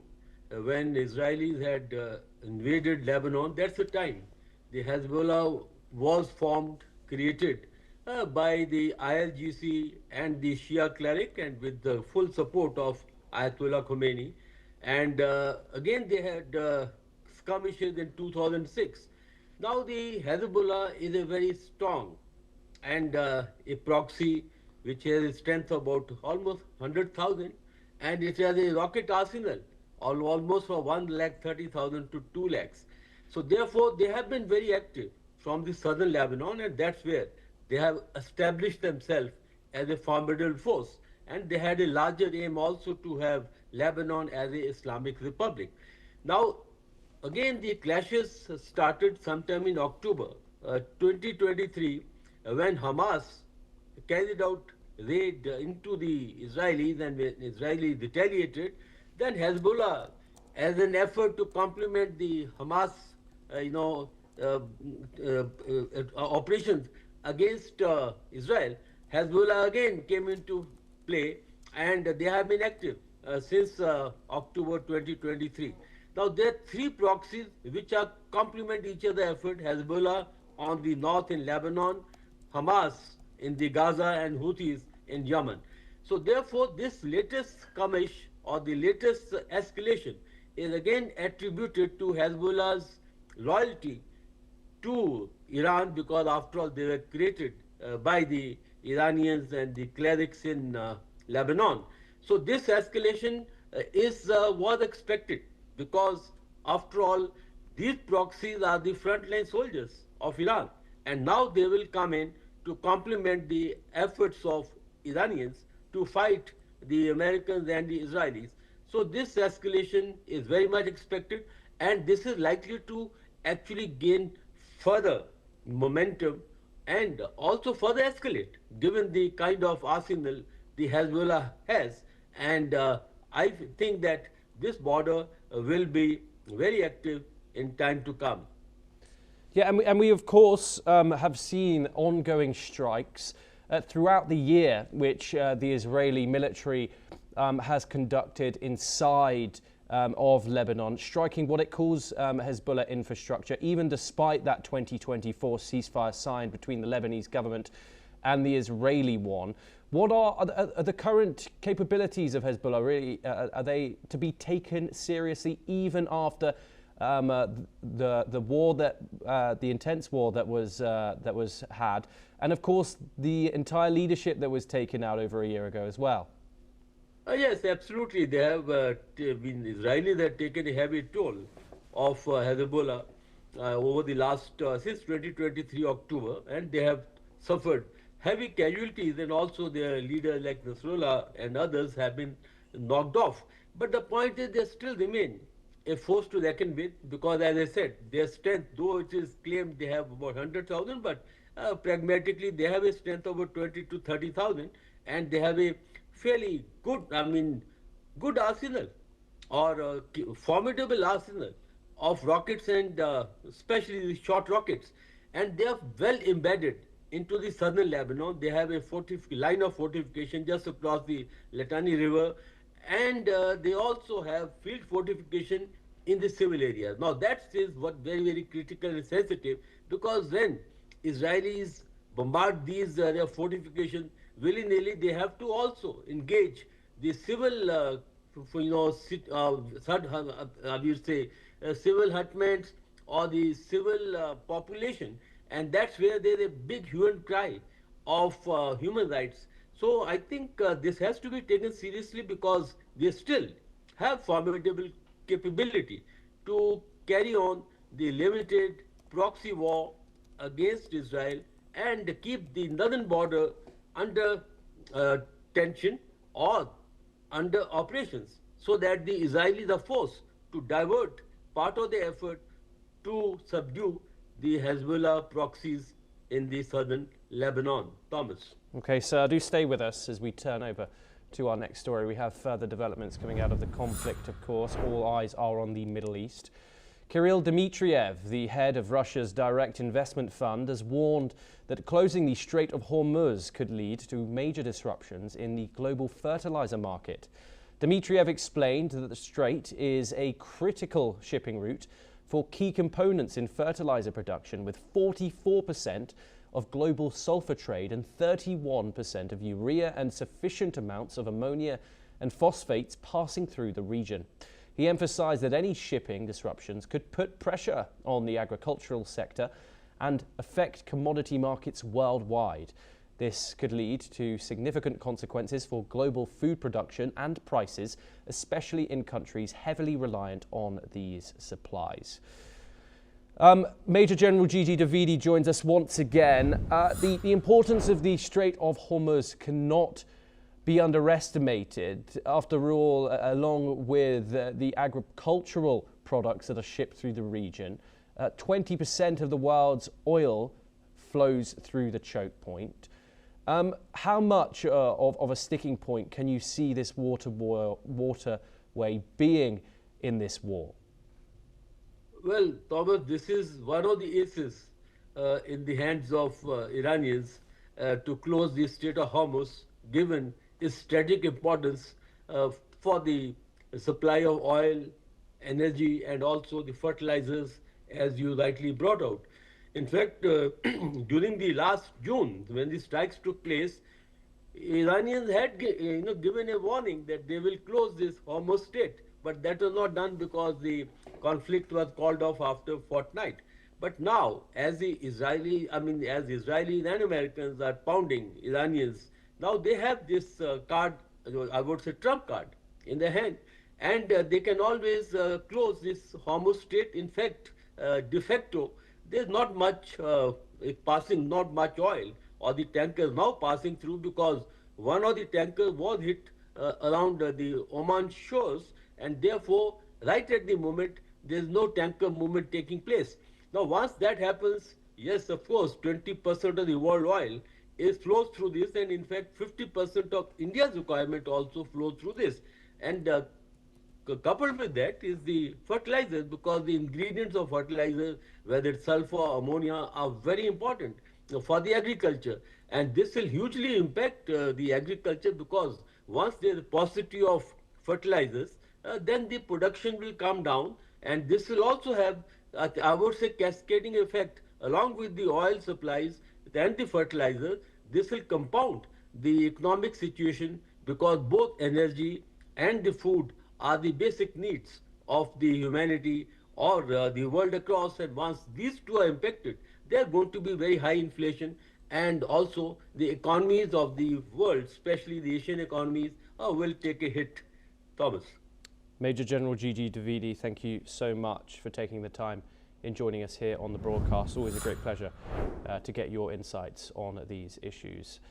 We now move over to the economic impact that this conflict is having on global trade. Oil prices surged by over 4% on Tuesday, with Brent crude reaching $81 per barrel as tensions in the Middle East continue to intensify. In retaliation, Iran has disrupted oil shipments through the Strait of Hormuz, a vital route for global oil which handles about 20% of the world's oil supply. The escalating conflict has led to sharp declines in global stock markets, particularly in Europe, as investors worry about inflationary pressures and prolonged disruptions to oil and gas supplies. Airline operations have also been affected, with several flights grounded and trade routes disrupted. Safe haven assets like gold and the US dollar have seen increased demand as the conflict raises concerns over inflation. Government bond yields are fluctuating as investors reassess the potential economic impact. If the conflict continues, oil prices could rise further, with some analysts predicting $100 per barrel, which would put additional strain on economies already facing inflationary pressures. Joining us to discuss the impact of the conflict is Dr. Ajay Jua, a former Secretary of Commerce and senior economist, joining us live from Delhi. Thank you very much for joining us here on the broadcast. The implications on the world economy of this conflict could be vast. How are investors reacting to how quickly this is escalating, and what industries are we going to see the furthest affected, and what potential industries could be affected in the future? Thank you very much, Mr. Thomas, for having me on this show. Pleasure. I think the world is heading for fairly adverse effects of the war. The economic adverse effects of the war are going to be huge. One is the direct one. Whatever gets produced in the Middle East, basically it is, as we know, it is the hydrocarbons and their derivatives, be like what gets used in fertilizers, etc. And second are the minerals, other minerals other than hydrocarbons, which happen to be in that area, like potash, phosphate, etc. So anything which is utilizing these, be it on the east coast, in the eastern hemisphere or the western hemisphere, using this would get adversely affected. Second, the Middle East, as we know, where the war is taking place, is very strategically located for world trade, be it through the Strait of Hormuz, be it through the Suez Canal. A lot of trade has been taking place through this, and that in trade means both exports from one side and the imports from the other.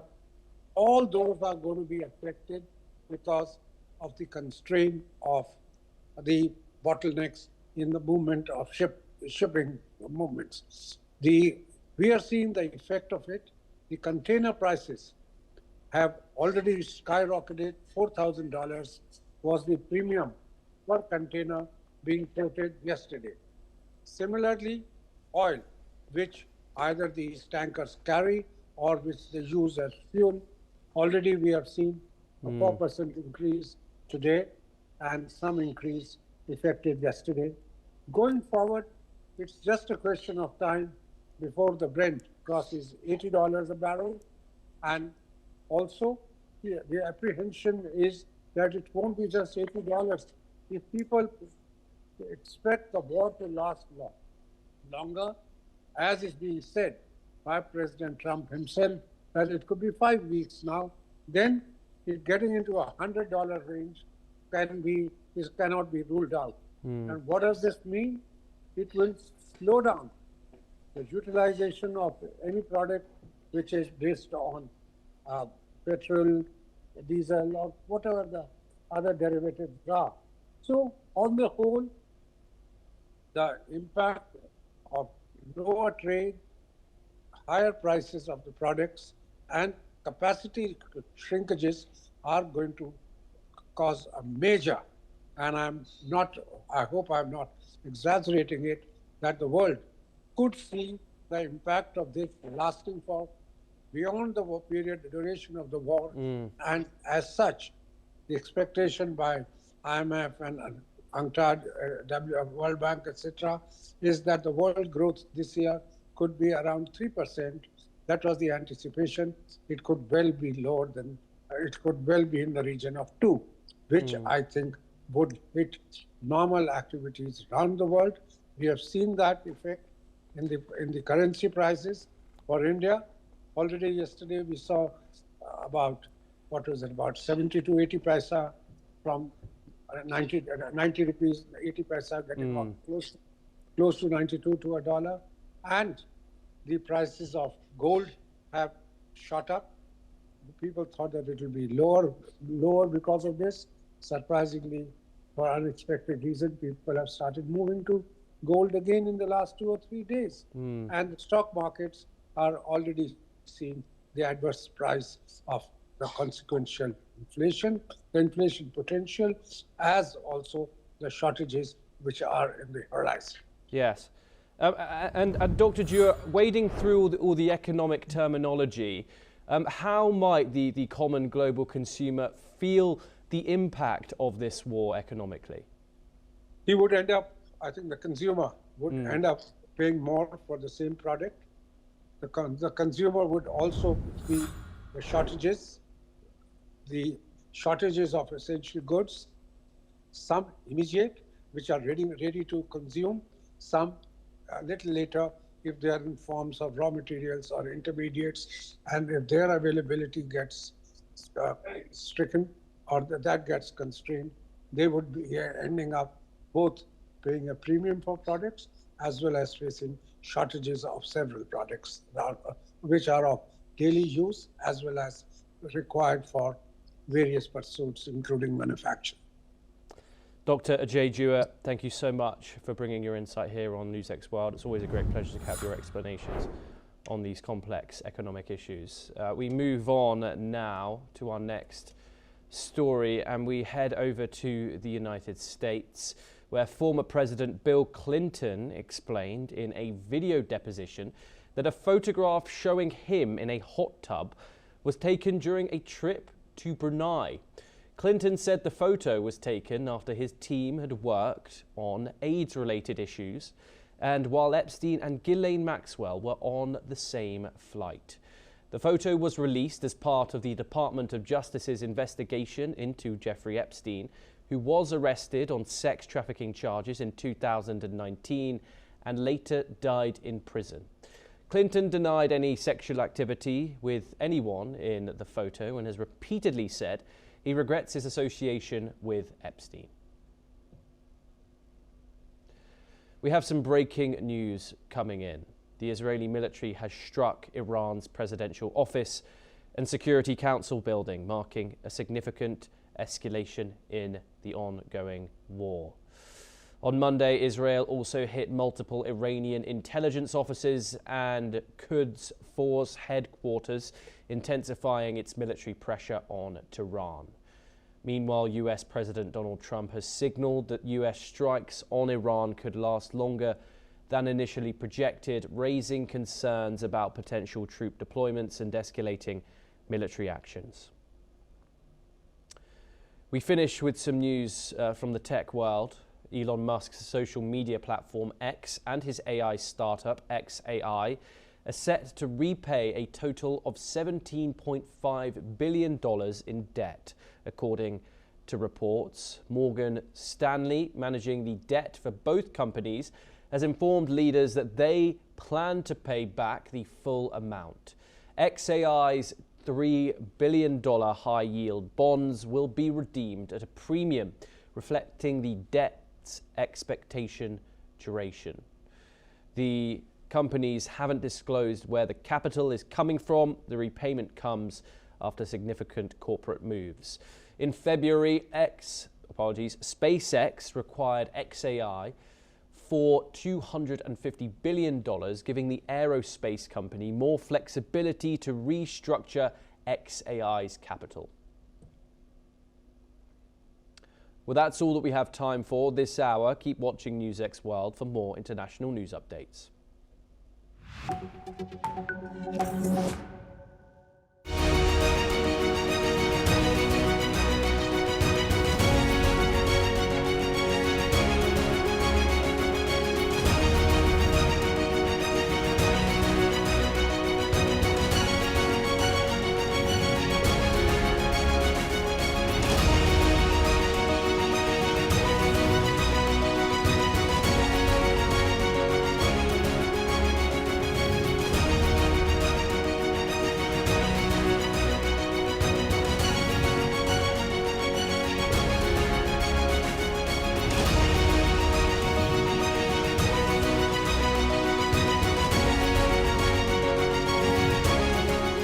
In the midst of death, life persists.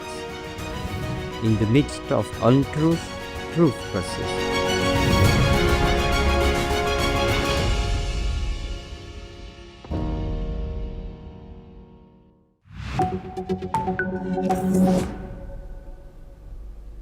Hello and welcome. I'm Asima Katauka and you're watching the World Report on NewsX World. Let's take a look at some of the headlines of this hour.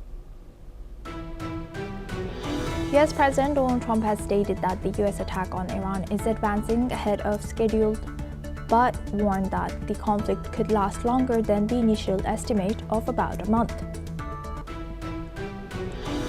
Israeli Prime Minister Benjamin Netanyahu has stated that military action against Iran could continue for some time, but it won't last years. He also suggested that this campaign could pave the way for peace between Saudi Arabia and Israel. The Israeli military has reported that it shot down 2 unmanned drones that crossed into Israeli territory from Lebanon, part of rising cross-border tensions. tied to the border Middle East conflict. US President Donald Trump took to Truth Social to criticize former Presidents Obama and Biden's nuclear deal with Iran, claiming it would have led to a nuclear weapon 3 years ago. This comes amid escalating Middle East tensions. Canadian Prime Minister Mark Carney arrives in Australia to strengthen relations between the two nations as global tensions rise, focusing on defense, trade, and critical minerals. Syrian President Ahmad al-Sharaa held a telephone conversation with Prime Minister of Pakistan Mohammad Shehbaz Sharif on the latest developments in the region, amid the recent escalation as the two sides jointly affirmed their commitment to develop Syrian-Pakistani relations amid heightened tensions in the region. Zimbabwe on Monday began releasing nearly 4,000 inmates who were granted presidential amnesty in the bid to ease overcrowding in prisons. The cabinet announced the amnesty in February on the same day it approved sweeping changes to the constitution as a plan to extend 83-year-old President Emerson Mnangagwa's term till 2030. Sam Altman, CEO of OpenAI, confirmed that the company is collaborating with the U.S. Department of Defense to update their agreement, ensuring OpenAI services won't be used by intelligence agencies like the NSA.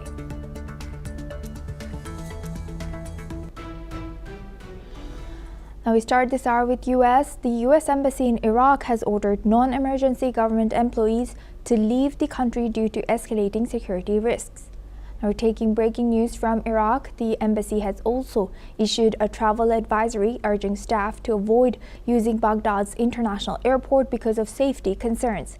In a related development, Mora Namdar, a State Department official, has warned U.S. citizens to depart now from over a dozen countries, citing serious safety risks. The advisory covers Iraq, Iran, Syria, Lebanon, Israel, and other countries in the region, urging citizens to leave using commercial flights as soon as possible. Now we move on to U.S. The U.S. military has launched a series of attacks on Iranian military sites in response to escalating tensions in the Middle East. U.S. Central Command confirmed that U.S. forces destroyed several key facilities, including Islamic Revolutionary Guard Corps command posts, Iranian air defense systems, and missile launch sites. The sustained operations also targeted military airfields and drone launch sites. These strikes come after the outbreak of war over the weekend. As the U.S. intensifies its military actions against Iran's strategic infrastructure, the full extent of the damage is still unfolding. Now we welcome Mr. Keith Vaz. He's a former British minister, joins us live from Dubai. Thank you very much, Mr. Vaz, for joining us. I hope you're staying safe there. How's the situation like in Dubai? What are you seeing and what are you hearing? Well, at the moment, it's very calm. People are going about their business. They're going to work. They are going to the shopping malls. And last night, they were going out. It's business as usual from that point of view. For the tourists and the visitors, like people like myself and others, obviously it is a worrying time because it's not a time that we're used to in places like the UK and in Europe. We were told originally that flights had resumed, flights had left Abu Dhabi and Dubai airport. Now we're not sure whether that is happening, but we were told certainly that they were ready, and I can hear at least one plane go over as we speak. Let's hope it's a commercial aircraft and not anything else. So we are following advice, which is that these are serious times to be careful and be cautious. But this is a financial capital. Dubai is one of the world's financial hubs. So you can't actually stop operating in a place like Dubai. And certainly the UAE government wants to show a period of normality. The ruler was out in the Dubai shopping mall yesterday with his family to show that it was business as usual, because clearly they cannot afford, no country can afford to be seen to be a pariah, unable to welcome people, because that's the Dubai economy. The Dubai economy is built on tourism. Yes, indeed. Thank you for highlighting that, Mr. Vaz. I'd like to also welcome Ms. Daniela Bloom. She's an author and political commentator, joins us live from San Francisco. Thank you very much, Ms. Bloom, for joining us again. Good to see you. Now, how do you analyze it that the situation is escalating, of course, in the Middle East, and do you think that this can go on for, like, you know, the longer than the initial predictions or the plans by U.S. government, which was 3 to 4 weeks? How do you analyze this current spread or the situation? Well, obviously everything is still moving just as we speak. I see that the IDF is striking Tehran and Beirut. I don't think Trump likes to be in war. I think he is strategic and likes to win. This might not be as quick as the 12 days we had in June, but I do believe that they are going in with some sort of strategy, and they want to be successful, and there will be some growing pains. Unfortunately, there will be casualties, but I think that they will be as limited as possible, and I'm very encouraged by the unity in the Middle East. Former countries that would have a lot of conflict coming together, united against this regime, and I'm very hopeful for the outcome. Thank you very much, Ms. Bloom and Mr. Vaz, for joining us and sharing that insight. Please do stay with us as we come back to you. Now, moving on to Taiwan. Taiwan has expressed its support for the international community's efforts to help the Iranian people pursue freedom and democracy. Taiwan's foreign ministry has voiced hope that Iran's citizens will soon enjoy these rights, backing the US and Israel in their efforts.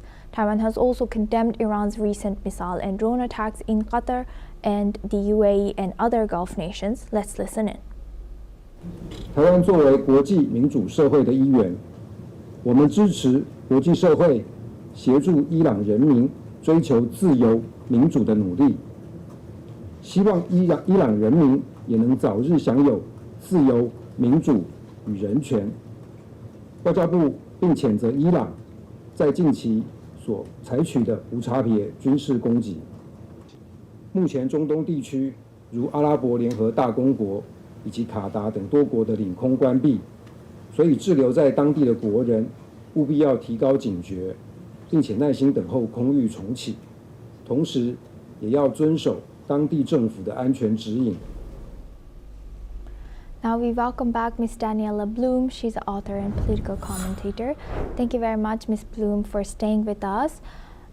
Now, you know, we've seen Taiwan's leader comment and show support for the Iranian people and the Israel and US's efforts to change the regime.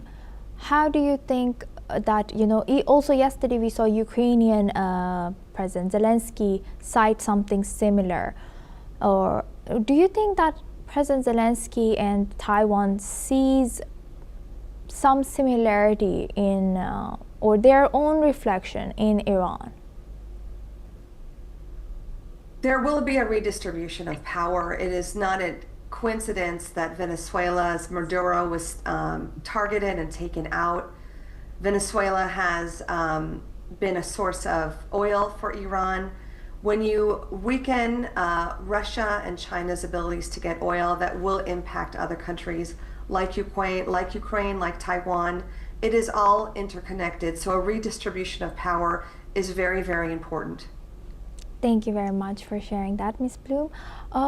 Mr. Vaz, thank you for joining us again. What's your take on this? Do you think that, you know, Ukrainian president, yesterday we saw his statements coming, now we're seeing Taiwan's leaders say this. Do you think they see their reflection on this, on the situation in Iran? Well, I think every country is going to think very carefully about what is happening. This is obviously a breach of international law when two countries, Israel and the United States, attack a third country, Iran. I think everyone accepts that. Even the President of the United States accepts that he did not go to the Security Council and get a resolution in support of this action. So we are now in uncharted territories where countries that are very big can in effect do what they want to other countries. And that's the problem about a lawless world. Who do you then go to when there is a crisis involving different forces? So it's a worry. I hope very much that this intervention will not last long. It's not clear why the talks with Iran broke down. Iran has been a problem for years and years and years, and it's been a threat to other countries in the Middle East. So the question is, why now? Why is this happening now when it didn't happen, say, a month ago, when we know exactly what Iran possesses and what it has? So these are questions that only the president can answer, and indeed Congress, who don't seem to have been consulted in any meaningful way. If there's going to be a declaration of war under the Constitution of the United States, Congress has to have a debate and has to support it. And the Republican Party has control of both houses. So the issue is, why was Congress not consulted? They were told, the Gang of Eight, the leadership of Congress was told, but why were they not consulted?